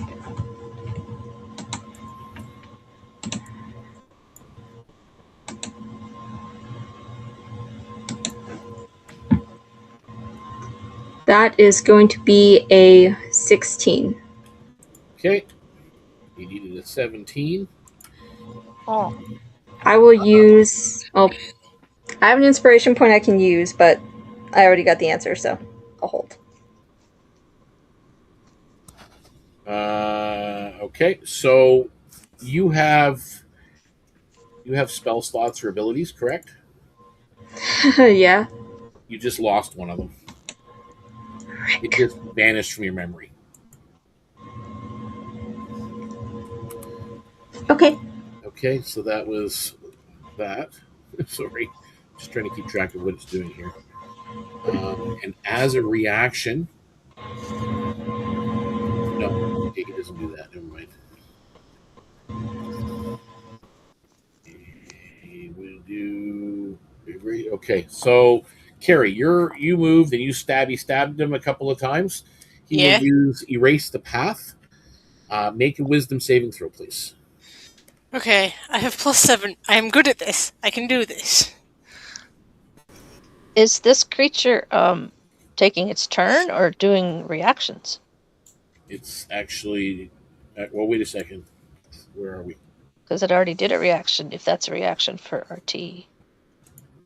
With its legendary. Where are we? Oh, yeah, it was Rip. Sorry, it was Riptide's turn. Never mind, it was reaction. Never mind, Carrie. It's not doing that to you yet. Okay, good. Carrie's turn. You're right. That was a legendary action. It wasn't a reaction. Legendary. Yeah, legendary action. On RT's turn. Yes. Yeah, it can do a legendary action at any point during the round. So Valor, you're up. Scary. Baylor, you there? Oh, Dave, Sorry, did we lose you? I mute while everyone's doing their thing. Okay. Does this creature look solid to me? Yes. Hmm. It looks like a physical manifestation of those pale tendrils, the root tendrils that are growing through everywhere and wisping around. I am going to try something. If it fails miserably, well, it fails miserably. I am going to, oh God, to try and grab onto him and do frog jump, forcing him down into the ground. I know it's only 15 feet, but if it hits impact, that Okay, might so hurt. you're attempting a grapple then, basically. Yeah, that's what I'm thinking of doing. You know what? Hell with it. Let's try it. Let's see what I can do. So, what do I need to roll here? Your grapple, just Okay. roll I don't grapple. have grapple, so it's just straight strength, right? Yep. All right. And I get to boost that with an advantage. So we're going to go. And this is a Nope. Cancel that. Boof plus advantage. This is just to see if I can grapple him, right? Let's see. 17. okay. Yep, you grabbed him. Okay, so I'm using frog jump, and we're going to go right straight down to the bottom. Okay. All right. Now, if I'm obviously grabbing him and I'm jumping and forcing him down, he's underneath me. Yep. So I'm going to land on top of him. That big fat toad is going to cover him. And what's the frog jump? 30 feet? 25 feet. So 5, 10, 15, 20, 25. Full, and you're pretty much on him right there. It's right there. Okay. Yep. So Okay. that's an instant, like that's something that happens. And what I'm going to do is I'm going to put up right away is a where'd it go? Where'd it go? Where'd it go? Where'd it go? Where the hell is my barrier? Okay, I'm going to use a force barrier on myself. So it's a wall that gives a full cover until my next turn, and it plus gives me +4 to my AC. So my AC Okay. is now 19. All right. So you put a wall up around yourself and you're there. So and we're roll me 2d6. 2d6. Okay, I was going to That's ask about bludgeoning damage Yep. from landing on the ground. Oh, 9. 9, and he takes half of that, so it's 4. Okay. He will use at this point as you go down a legendary action of drift. He will go 5, 10, 15, 20. Wow. Without an attack of opportunity as he used drift. And at that, I guess it is. Now it's its turn. Now it's his turn. And at this point, he will now target Carrie. And you can make me a wisdom saving throw. As he uses Erase the Path.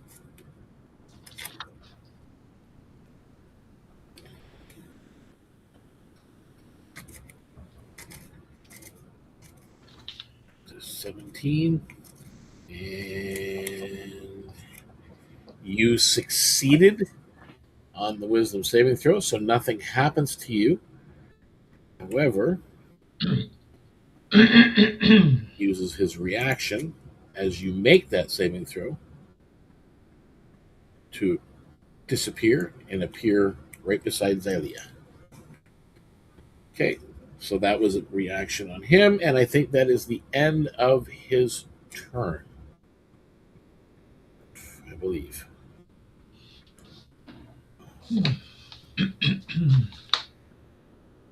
he used drift already once, and did he use memory theft on RT? Yeah, he used that on RT. So he's already used up his legendary actions. Just making sure that everything's covered. Okay, so Xylea, you're up. It's right beside you. Xylea casts blight on him. Okay. And if he is a plant creature, he will automatically fail to save. He is not a plant. Ah, he's not a plant creature. Okay. No. So he needs to make a con saving throw.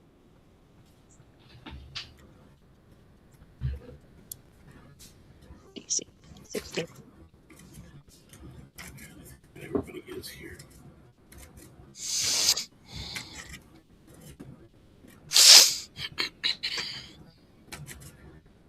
Wisdom save? No, con. Con save? Does he have that D6 he has to subtract from Yep. RT's thing? Or does that not count for the con save? Yeah, he does. He is. I'm just trying to figure out where that is. Okay. So he normally gets a +9, so it's only going to get a +7.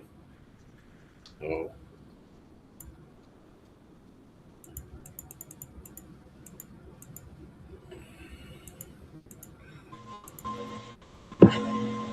Nope, failed.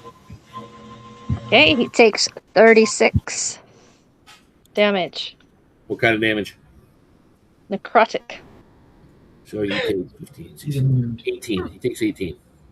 He's half. Okay. Shoot. Yep, he's resistant to necrotic as well. Well, I had to try. And then I'm gonna move. Actually, no, I won't move. I will wild shape as a bonus action. Can't hear you. I'm gonna wild shape as a bonus action Okay. into my owl, so So that I you- can fly away without any attack of opportunity. Okay, so that's a bonus action, and you fly away. Okay. And I'll go up over here. Does not get. He's already taken his reaction. Yep, we're good. Okay. So that is the end of the round. The center archive releases another pulse.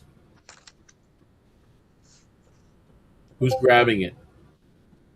Well, I'm down here, so I'll grab it. All right, so you're right there. This time it's you that grabs it. Sure, why not? Knock me on my ass. Go ahead. And it is regain 18 hit points. Oh, As you have this memory of the Bloomheart tree and being at the Bloomheart Grove.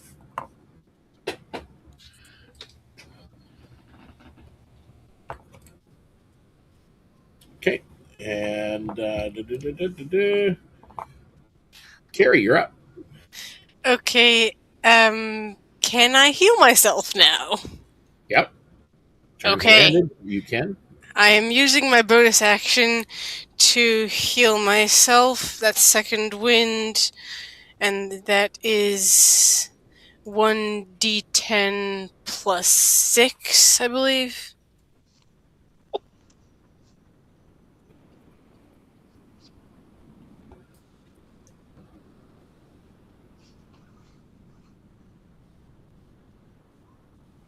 Hey, this is nice. that's when you need them. Yeah. Okay. I am back up to 44 to 45.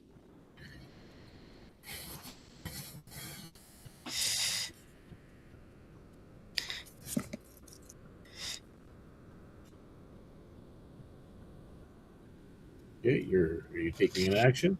Yes, I am. I am going to go and stab this guy again. Okay.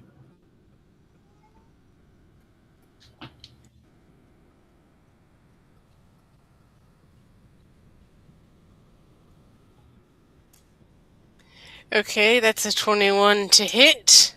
Hits. Cool.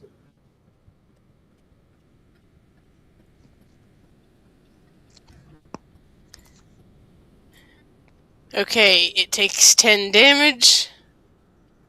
And I'm going to have my second attack.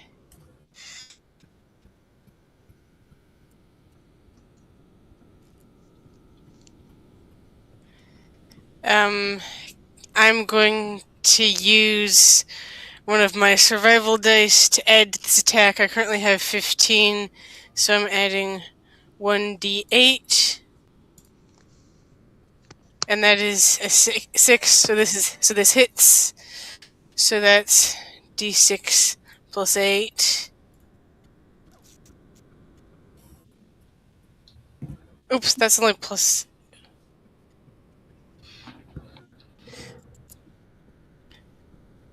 Okay, the second attack is 11 damage. And I'm done. Okay. And Riptide.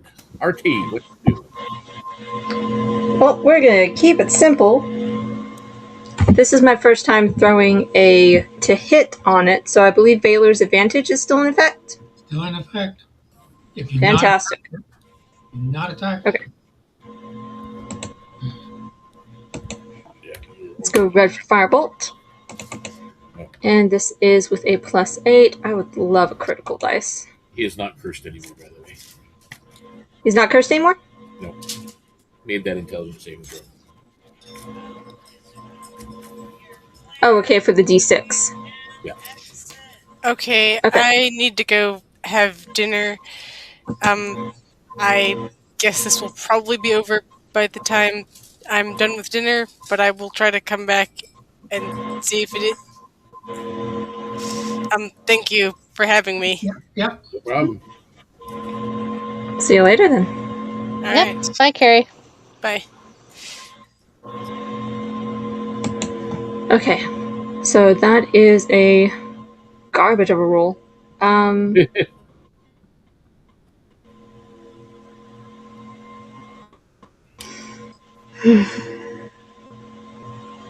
A 16, its AC's 19. So that's not gonna work.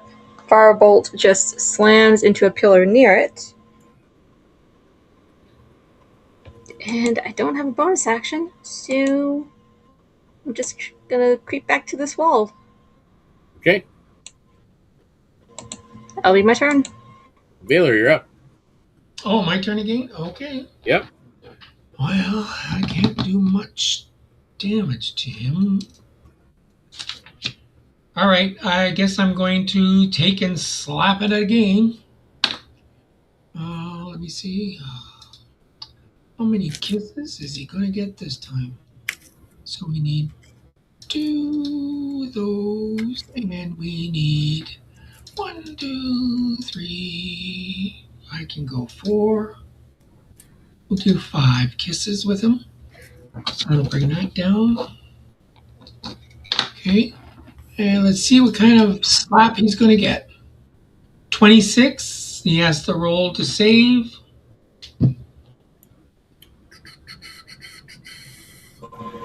Which that he still has disadvantage on.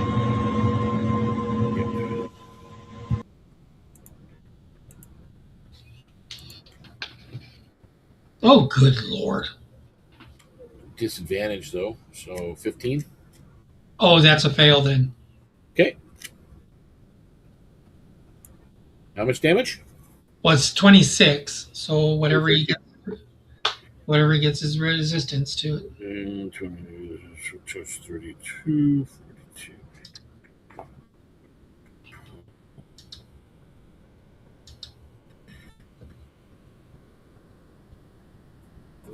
Okay, we're getting there. All right, so what ends up happening is you do that and you smack him. He will use his bonus action of unremembered step. He jumps here and appears here. He will then reaches out his tendrils his 3 tendrils normally, and reaches into the archive heart and rips out glowing balls of something. I got to make a what is it, +9? So yeah, okay.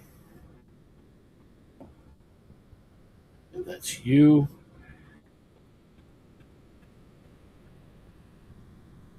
Okay, so you see him trying to devour this memory, Valor, and because you are adjacent to him, you may. He rolled a 24. If there's anything you have, Arcana, History, Investigation, Persuasion, or Religion, where you have a chance of beating a 24 or matching a 24, you can preserve that memory. Okay, sorry. What do I need to roll then? Which ones? Arcana, History, Investigation, Persuasion, or Religion. I guess investigation. I guess. Okay, so you have to beat or match a 24. Okay, and then I get advantage on those things too.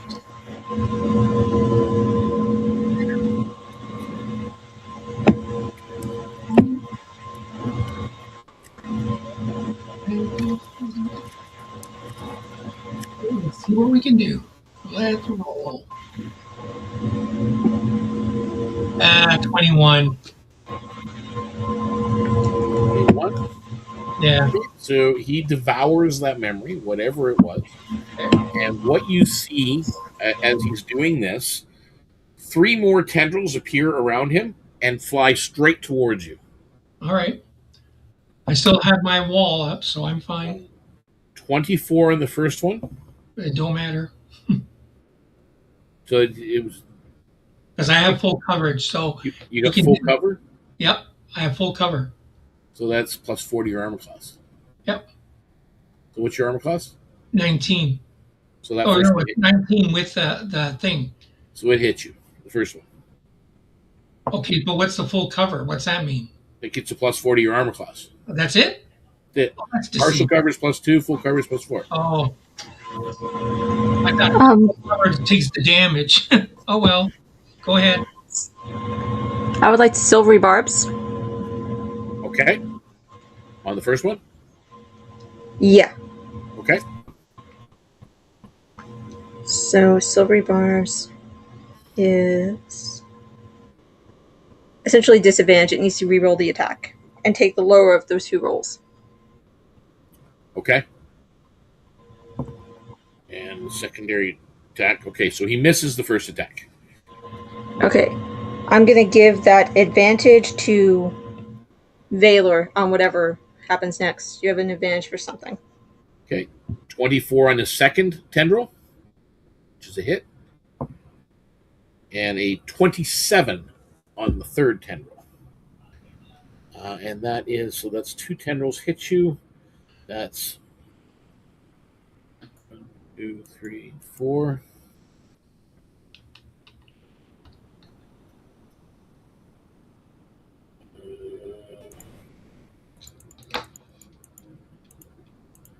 This is psychic damage.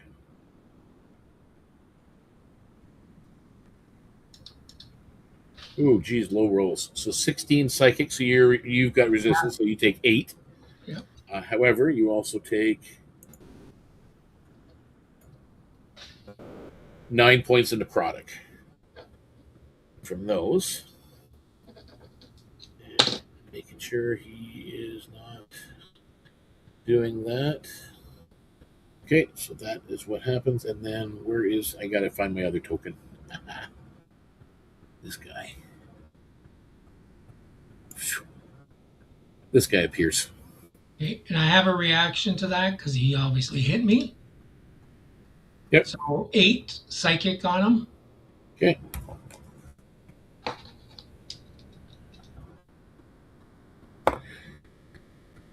Alrighty. And now there's a new combatant on the field. And just to blow him up so you can see what he looks like that. Well, it's kind of like a wispy ghoul. Or a ghoulish wisp. Yeah, they do very much look like undead. They also look very much like a plant, but they're neither. Mm. Okay, and I think that is his turn, and I will roll for him. This guy to initiative. Let me quickly roll for his initiative. +3 on this roll. 14. So,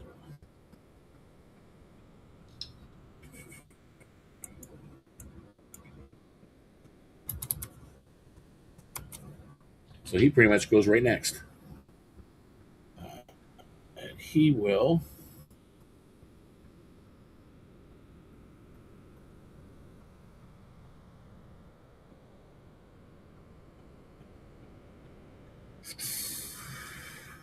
Okay. So this dude here that just appeared takes a 5-foot step towards you. And it just kind of this hollow look focuses on you. I need you to make. Actually, it's attack rolls. Okay. So this is +6. So 12. I think that misses you. Yeah. And then the second attack is 18. Misses. Misses. So both of its attacks missed you. Okay, and that is the end of its turn. So that brings us now to Xylea. You're up. Okay. Xylea Owl will cast. You see the owl makes some funny movements, and you hear Xylea casting in her Xylea's voice. And it is conjure animals, right? 2 squares over from Valor. And they both need to roll me a dex saving throw.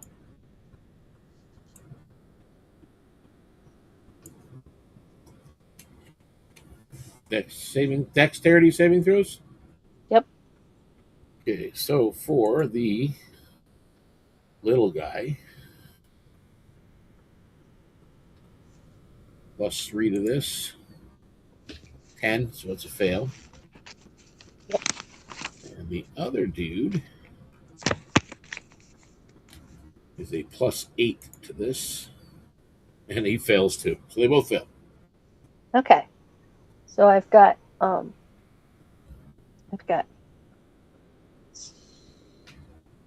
23 damage. Do I do 2 different rollers, or they both take the 23 damage? No, they both take 23. It's Okay. one attack. Yeah, it's the pack making a. Whenever the Yep. pack moves within 10 feet of a creature, you see. Whenever the creature enters a space within 10 feet or ends What its kind turn of damage there, is that? force slashing. It's slashing damage, so it takes 12. Or no, 11, sorry.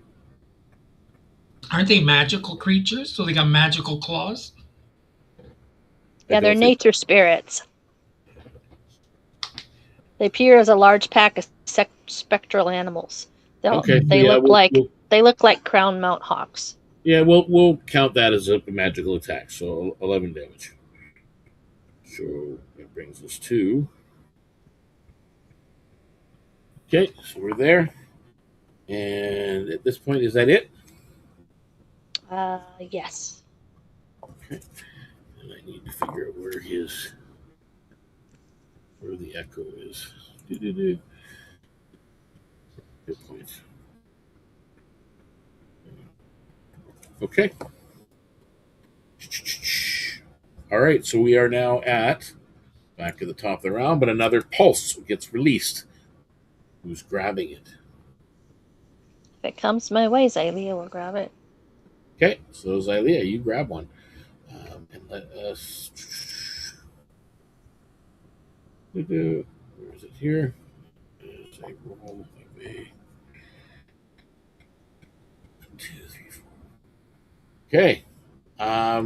you have a memory of that one big true giant in the other room, the Aravoon. You get a kind of like a flashback memory of him working the stone, and you can add 1d8 to one attack roll, ability check, or saving throw before the end of your next turn, or before the end of this round. So basically, on your turn, anytime during this turn, you get to add 1d8 to one attack roll, ability check, or saving throw. Well, this round. are we at the bottom of the? This is actually round? at the beginning of the round that this happens. So on Okay. 25 or whatever, this Okay. gets released and it hits you. So for this round, you can choose one attack roll, ability check, or saving throw to add 1d8 to. Okay.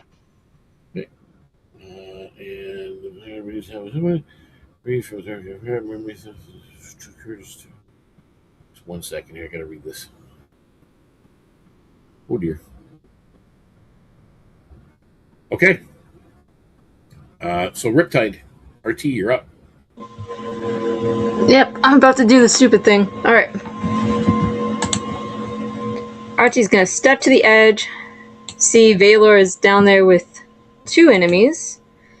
She is going to bring the cope to a close and whisper the activation word and shadow Misty Step down beside Valor.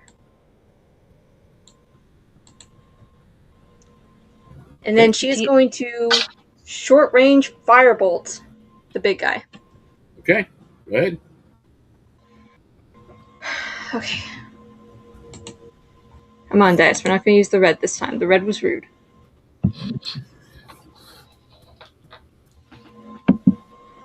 Deacon, do you have something you can put in that square so everybody remembers that the conjure animals are there?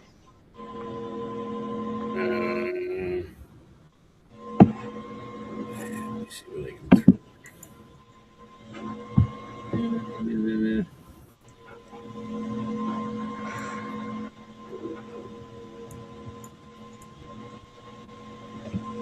Okay, which where you can move them where you want them. Wherever they are.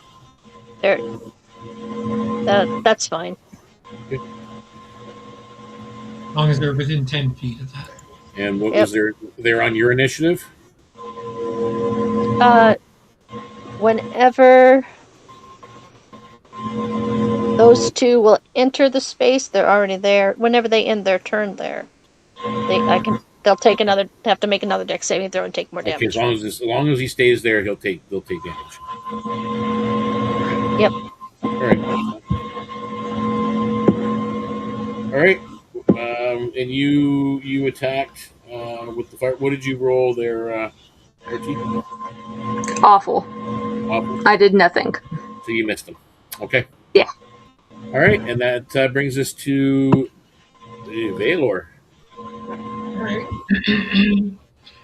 Well, there's no sense of going after the little guy. Might as well keep whittling down this little mind flayer frigger. So let's go after him. It's like I was gonna do something really stupid, but you know what? Shits and giggles, I could still do it because if I move, I still have a turn. I'm going to move, and I'm going to almost like stand within the path of these wispy things, like these The memory. the memories. I'm going to stand within the memories. Okay. Does anything happen? Do I need to do something? Oh, just 1 second. Because I know you probably don't have any character would be so silly to do something like this. Wisdom saving throw. Wisdom saving throw? Oh, of which I get advantage.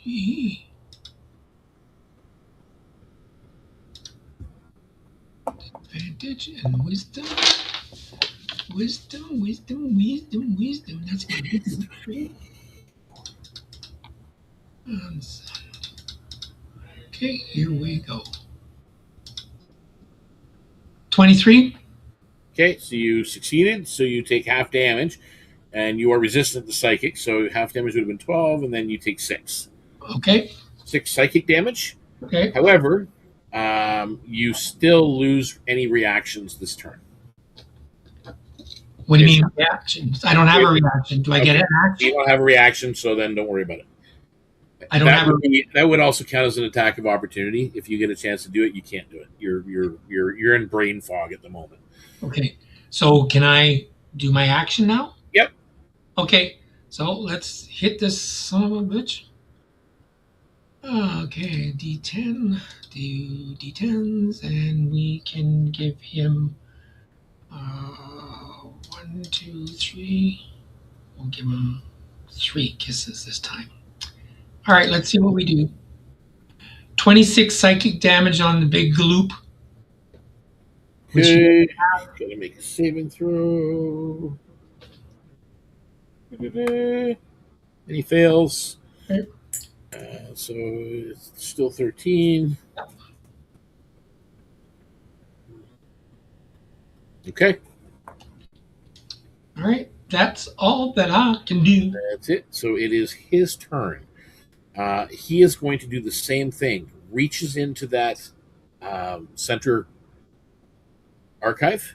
I slap his hand. Okay, you can make one of those contested rolls. You can attempt. Where do they go again? Arcana, history, investigation, persuasion, or religion.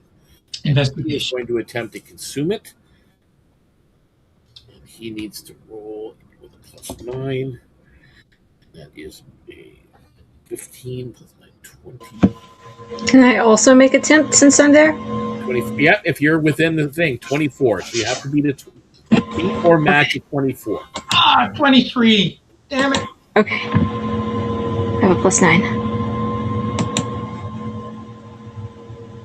I can use blue dice.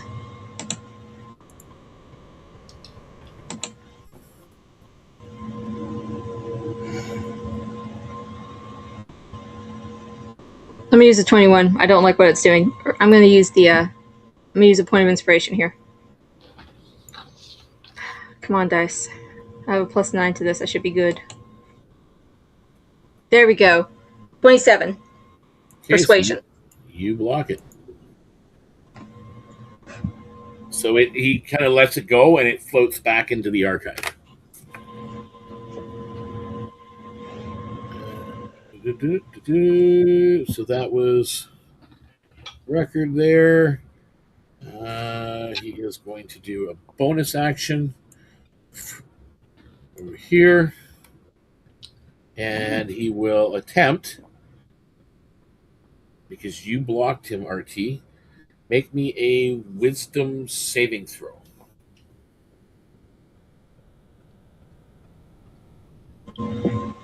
Alright, I have a +7 to this. Nope.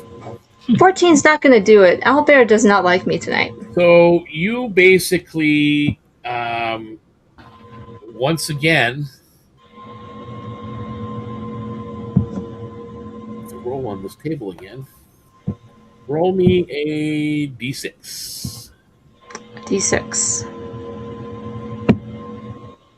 2.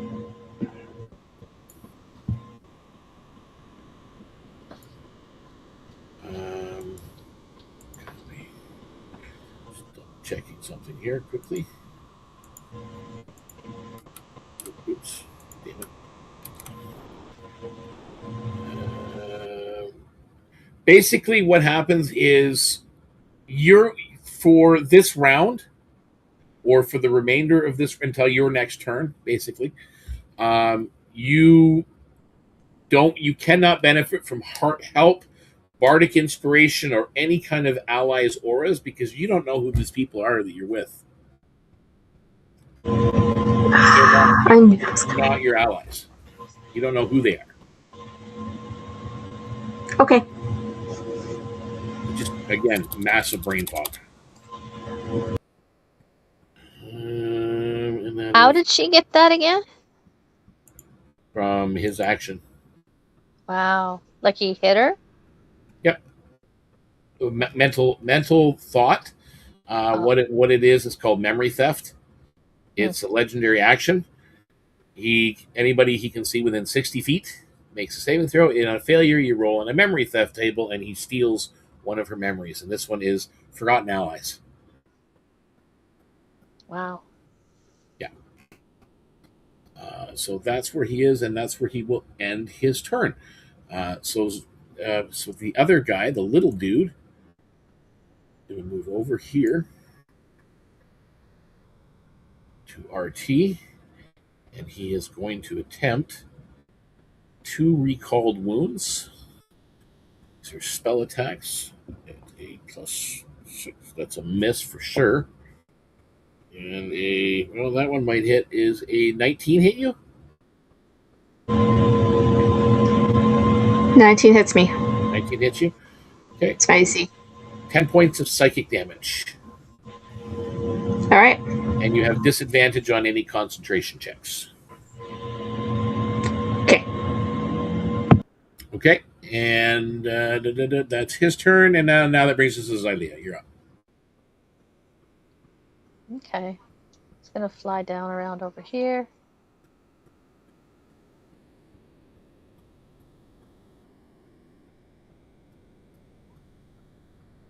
Wait a minute. Maybe I'm not gonna do that. Let me think. Are you still there? Yeah. Everything went quiet. Okay. Everything went quiet. So I forgot if he just made his turn, he was supposed to do another roll for a dex saving throw damage from the conjure animals too. From that thing that's Conjure over animals. there. Don't forget, he's not anywhere near there now. He's 30 feet away. Oh, that's right. I see him. He moved. Okay. Yep, so did the other guy. Okay. So, when I move, I can also move the pack. So I will be moving them. So I will put the pack back.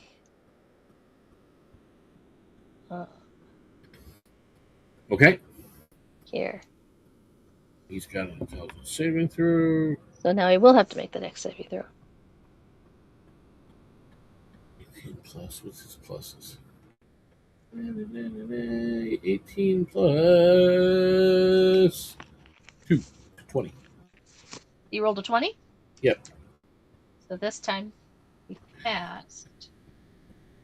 So he is going to. What's that? Can't hear you. It doesn't say it takes half. Your mic is really faded. It does not say he takes half. He takes half? No. No. I don't think so. Okay. So it just says on a failed save he takes the slashing damage. Okay, so nothing happens. Right. Okay. So I still have. No. I'm gonna try to hit him with the starry wisp, but I might need to move again. Okay.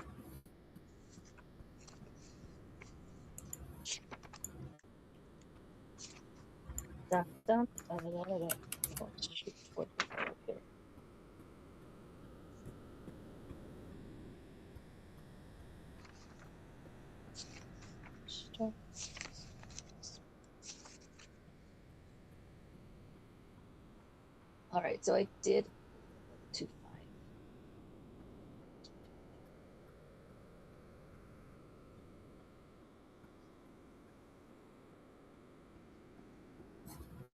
I would have only moved to there, so I can still.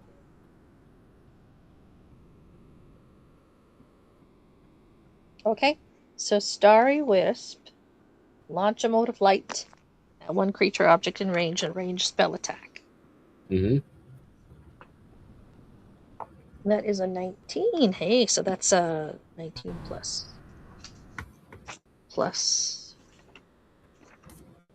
Yeah, 19 plus 8. So 27 to hit. And hits. He's gonna take 1d8 radiant. Ooh, ouch. And emit dim light in a 10-foot radius and can't benefit from being invisible. Ouch. 7 points for my radiant damage. Yep. Okay. Oh, I forgot. I leveled up, so it's 4 more damage. 4 more. So 11 total. Okay. Is that the end of your turn? Yes. Okay. That is the end of my turn. A memory wisp flies out. Who's grabbing it? I would like to take it because I don't know who any of these people are. Why would I let them have a thing? Okay. So you reach out and snag it. RT goes, pretty light, grabs it. Mine, butterfly. Okay. Let's figure this one out. It is that one. Be something great, please.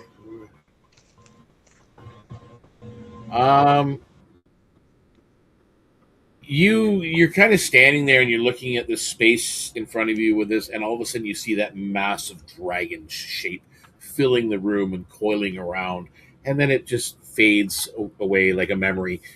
You have advantage on attack rolls and saving throws until the No end of dragon the next fire? round. No dragon fire? Ooh, okay. I can do some stuff with that then.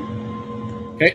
Attack rolls. So and that was at the beginning of the round, and I am going to just make sure I'm not missing anything here. I don't think I am. I think actually it will.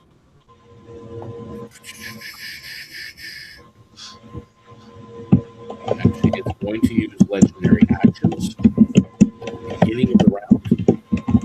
It will attempt pale tendril attacks towards Valor because you are the closest within its range. And it will attempt to attack you 3 times. Go for it. Yeah, that's going to hurt. 30. Yeah. 24. Go for it. 25. Go for it.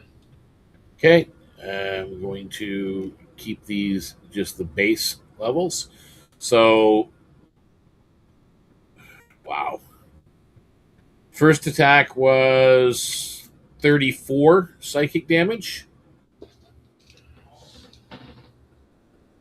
And 3 13. necrotic. Keep going. The second attack was 17 psychic damage. Keep And going. 1 necrotic. Keep going. 9. And the last one was 17 psychic damage and 5 necrotic. So we got 34, 34. That's 68. Don't forget that you're Yeah, I know. to psychic resistant. 68. Thank So God. it's down to 34. And then you Okay. said it was 8, 9 the other one. Okay. Yeah, I'm still standing. Okay. Yeah. And Riptide, you can go. Okay. Do I still not know who any of these people are? Actually, at your turn, it starts to your memory starts to clear because it is your turn again. Now you're starting to recognize who they are. Still a little foggy though. Okay. Still foggy, but yeah, you kind of know that they are your friends or your comrades or whatever. Okay. It doesn't change what she wants to do right now, though.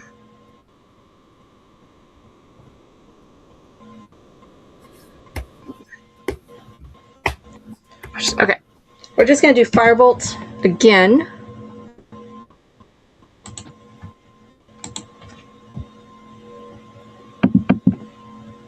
Come on, dice. Be nice to me now. That is going to be a 23 to hit. Yes. All right, finally. And then we're going to toss a... This damage is going to be 23. 6 of that is fire damage. 23.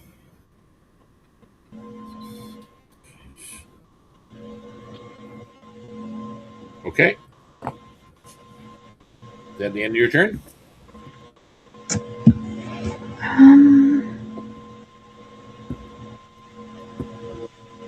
Yeah. I'll be end of my turn for the moment. Okay. Bonus action. And Baylor, you're up. Oh, he walked in front of me? He just appeared in front of you. Okay. Well, I need to back away for a moment so I can apply a little bit of healing to myself. So if I were to go 1, 2, 3, 4, 5, 6. No, that's too much. You get kicked out. Hang on. All right, we're going to go. I'm going to come over here. Okay, I'm back. Okay, I'm here. Okay, I'm here. And then I'm going to apply some healing to myself. So 2d8s.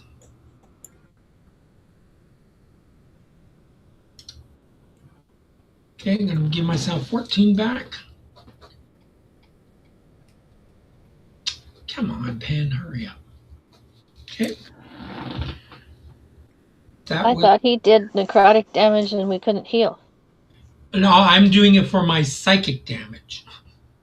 Oh.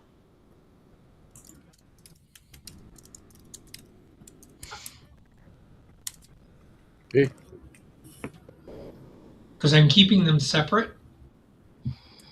Okay, you done? Yeah, I can't do anything more. Okay. So it will take its actions at this point.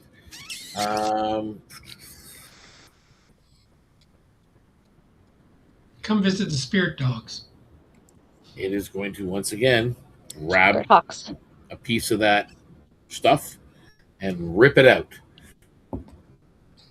And anybody who is actually no one is adjacent to him that can stop him, so he devours a memory. Okay. And as he does, Doesn't he ever get a bad memory? Like somebody's nightmare? Come on. I think he is everyone's nightmare. Yeah. yeah, I'm still waiting for this to kind of piece together. Another one crops up? Oh my god. Okay, that is what he does there. And that is the end of his turn. And now there is the echoes. There's two of them now. The one will attack RT with a 19. 19 hits. And 15, I'm sure, misses. Yes. The other one is a miss. And that's going to hit. It's a natural 20. I'm going to use silvery barb, so that's not a natural 20. Okay, so he's going to re-roll it. Yep. And it is a 16. Does not hit. Okay, so only one hit you. So you'll take 10 points of psychic damage, and you have disadvantage on concentration checks to the end of the next turn. Yep. Okay. That is their actions, and now it is Xylea. You're up. Okay. Gonna fly back up here. Move the animals to here. Okay. So they both have to do dex checks. Fail and fail. They both failed. Okay, good. So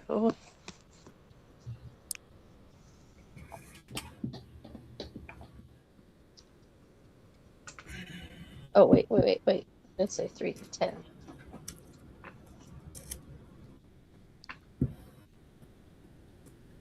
$14 damage to both of them. Okay, so that's Slashing. okay. They're both taking damage. All right, the end of your turn. I think I can try and throw another Starry Wisp at that guy.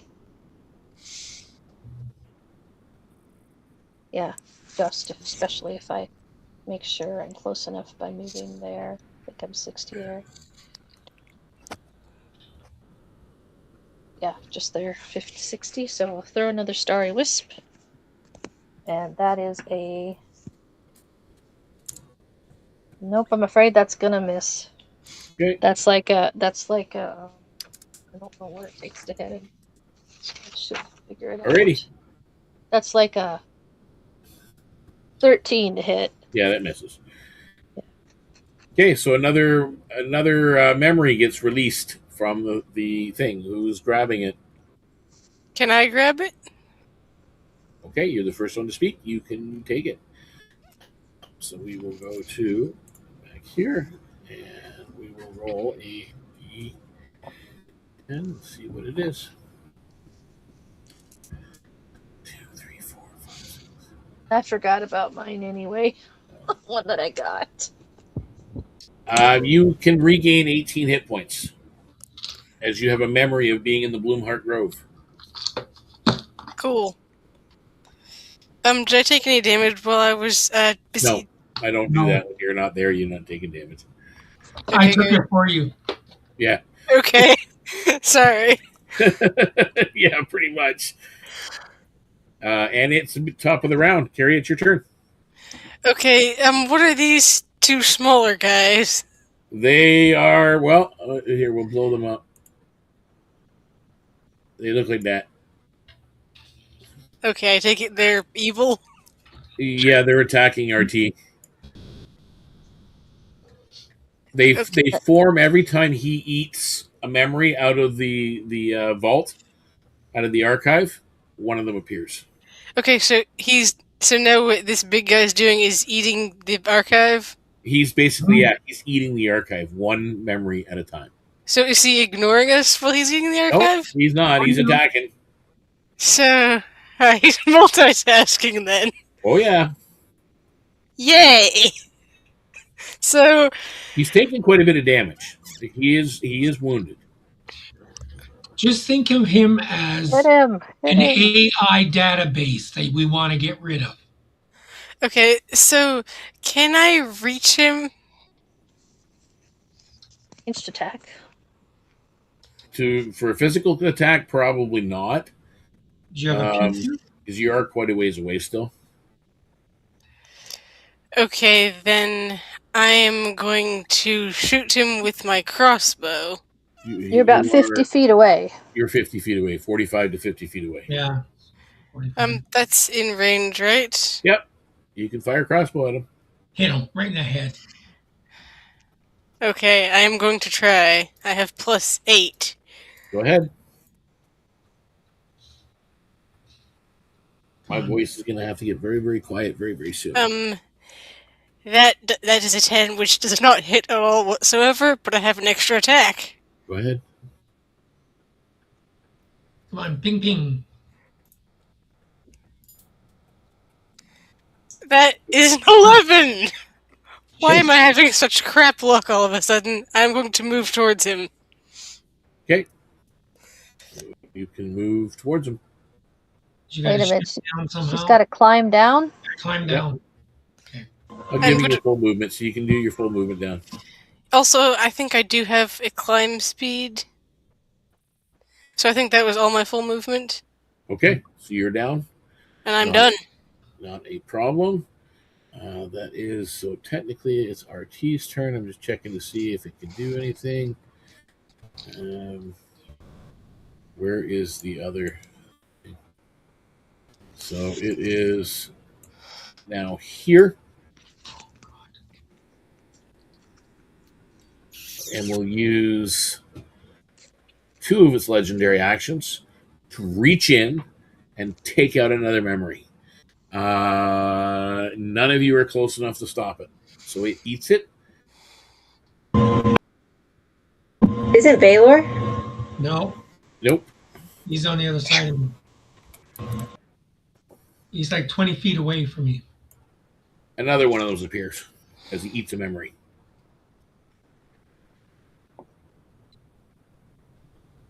Okay. That is RT. It's your turn. That was legendary action. Still got one left, but This is the reason that island's been forgotten. Isn't it? Okay. Archie's just going to full out run. Also, if I'm on the right page when I do that. You can't Misty Step again, huh? That's too bad. you charge. Ah. And she is going to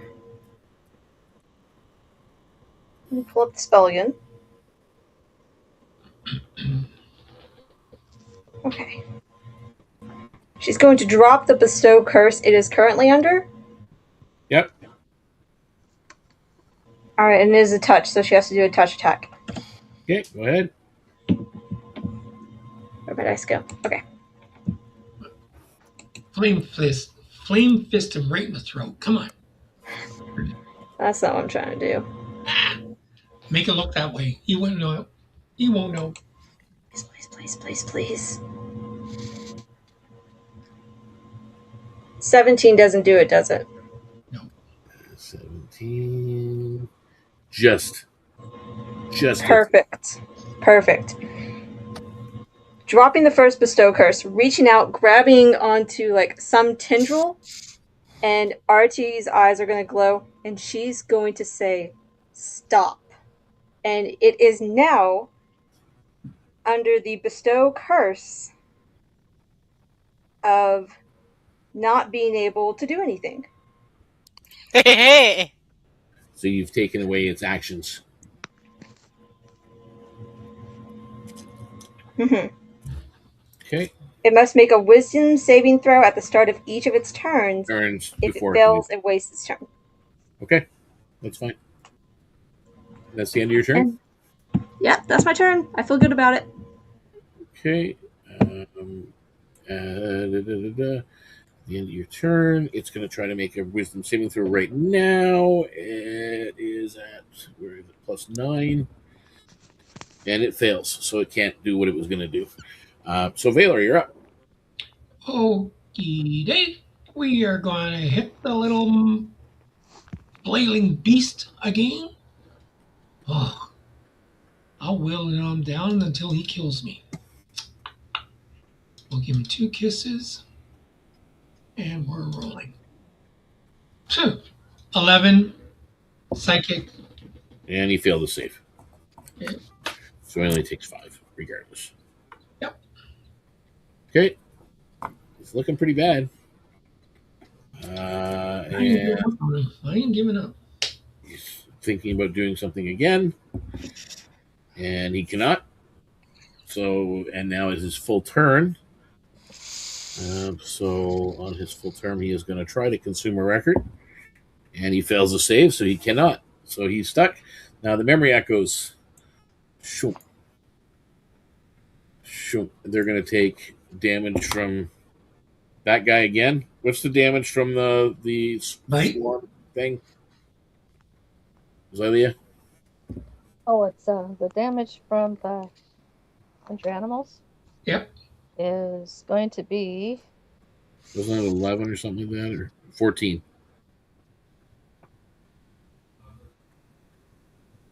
Uh, 20. Actually, 20 this time. 20 this time? Yeah. Okay. 3d10 flashing. One of them disappears. One's dead. The other one's damaged pretty bad, and the other one just got hit. All right. Yep. Okay. That's them. And they do still attack Carrie.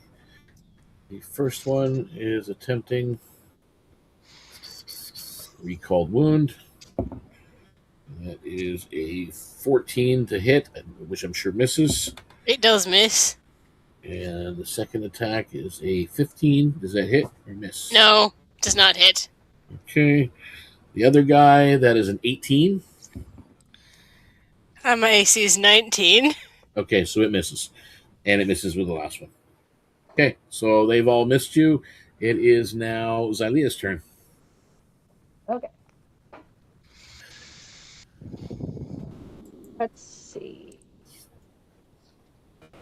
I don't know what I can really do except for Starry Wisp.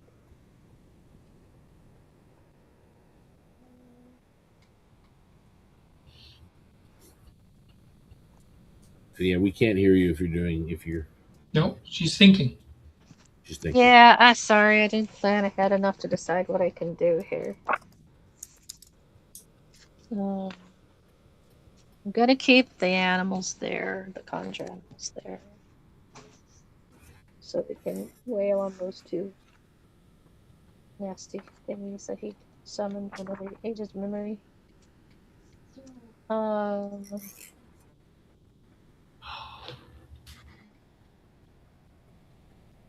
So the owl can't really hurt, so I might have to come out of owl form. But I like the mobility, so I don't.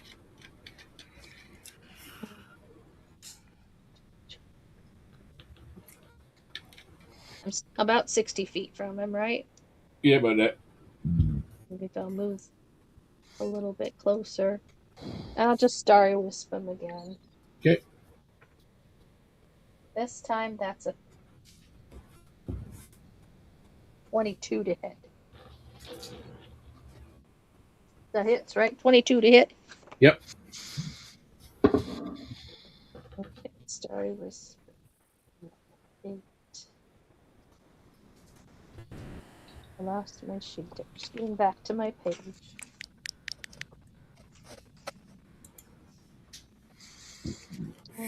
So it's 2d8. This is radiant damage, by the way. That's 12. 12 radiant damage from Starry Wisp. On the big guy? How much? On the big guy. 12. 12 radiant. Oh, thank God. Hell yes. You see it shrivel in on itself and kind of almost like the roots shriveling and dying and then disappearing. And you see those memory wisps that it had eaten fly back into the archive. All right. Dead finally? Yes. Yay. And woe be to all those who poo-poo the Starry Wisp. Actually, I think who has helps. dimensional, any kind of dimensional knowledge with their skills? I don't know if I do. I have just some Arcana knowledge. I don't know what she would know that. I have Arcana. Well, if you guys can roll an Arcana check if you have the dimensional. I believe there's a specialty with dimensional. No. So if you have that, you can take the bonus for that as well. But otherwise, it's a straight Arcana check. Everybody can roll one. Okay, I'll make a straight Arcana. 17 Arcana for Xylea. Okay. I could roll guidance and get a higher. 24. 24. You know. Be dirty 20 with guidance. Dirty 20 with guidance. Okay, there you go. Yeah. Anybody else? 20. Hang on. I'm doing my Arcana. Give me half a minute, please. Yep. Dirty 20 for myself.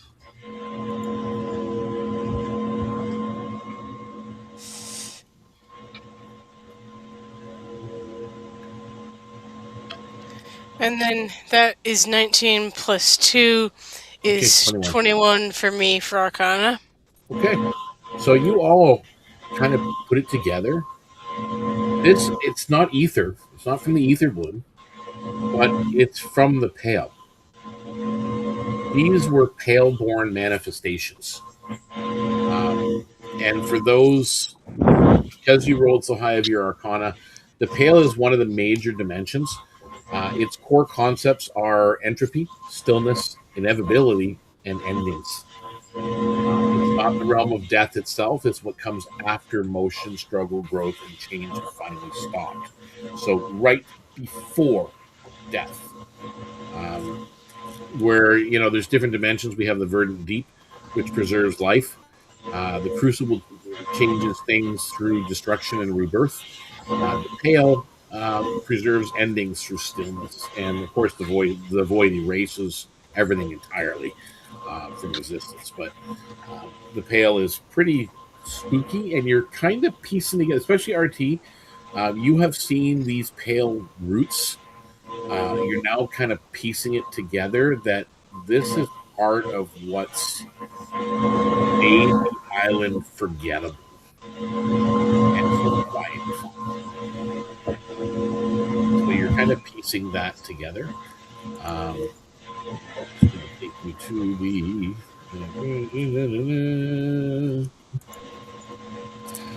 the memory devourer leaves no corpse. Its form collapses into pale threads that race back through the chamber walls, and they're gone. into nothingness. Thousands of names, voices, images, and unfinished thoughts return all at once.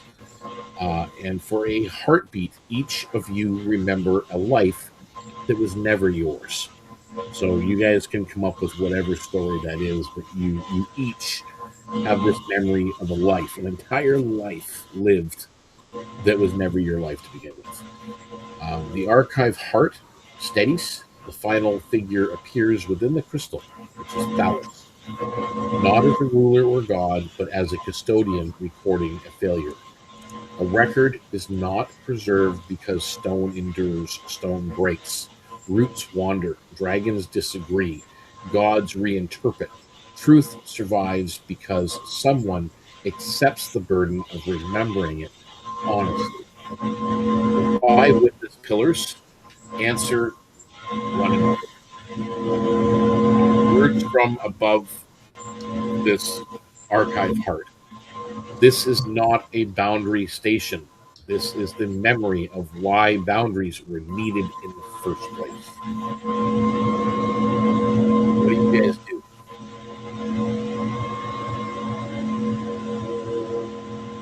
There's a few things you can do here. You can try to preserve this space. You can reveal it to the world and open everything up. Try to relocate this information to somewhere else, copying parts of the records, or destroy it completely. Well, so can I maybe try to take on some memories because it needs people remembering it for it to do its thing. If I'm hearing it right. Well, it's as a group, you guys need to decide what you're going to do. Are you so you're going to try and keep the knowledge, like take the knowledge for yourself and remove it, or are you trying to just preserve it here? Preserve it here. Preserve there, yeah. Yeah. Okay. So you're basically sealing up this archive again, Yeah. and retaining controlled future access. So there will be basically it places custodial responsibility in the four of your hands. So you guys are, you can put in a tag on your character sheet. You are final witnesses. Hashtag final I'm sorry, we're what? Sorry? Final witnesses. Now each of you is 5, 9, 21, 23, 24, and then the creatures. 24. Silence it. Quit making the noise. There's 4 of you. 24.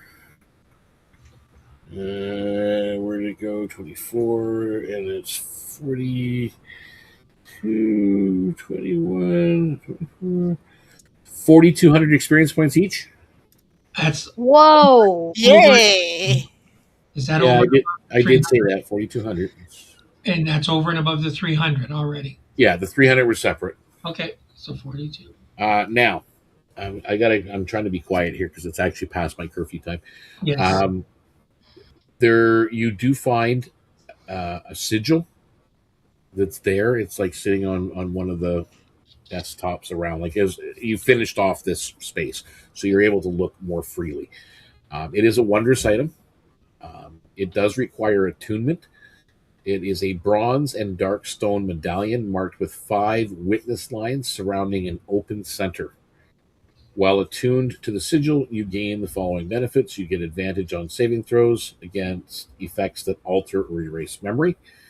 You have advantage on saving throws against being charmed. You can read giant, custodial ruins, and basic Titan record markings. Once per long rest, you can perfectly recall one event you personally witnessed. And once per adventure, the sigil reveals whether a historical record you examine has been deliberately altered. It does not identify the author of the alteration. So you can tell if something's a fake or a lie.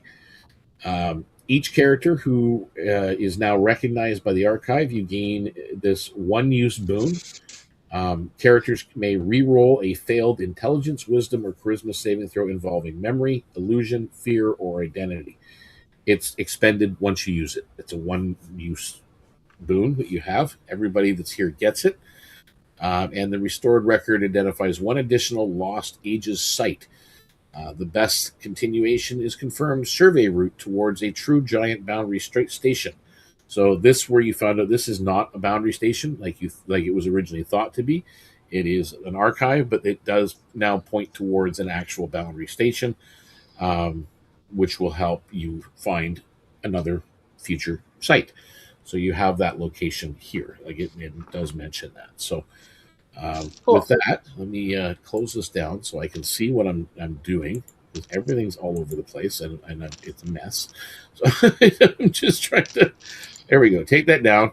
Everybody's back. So again, thank you guys out there for watching us and bearing with us through this little bit of a hectic session, because it is a new system. I'm going to have to play with it some more to figure it out. I think what we did there was pretty okay. We just have to figure out the image situation and figure out how we can do that for our backgrounds. And, I think putting the whole screen up for everybody to see the battle map, it blocked our faces, but everybody got to see the battle map that we were dealing with. It's a little bit different. So it's pretty much the same as a dungeon crawl is going to be, because that's all we're going to do with the dungeon crawl episodes. It's going to be the map and the tokens and us talking in the background. That's going to be all it is. So going to be pretty simple to do it that way. So again, I want to say thank you for everybody watching and tuning in. In the meantime, guys, may all your rolls be critical, not just the 20, but also the 1, because the 1 is just as much fun. And we will see you next time. So bye for now, and have a good one. Ciao.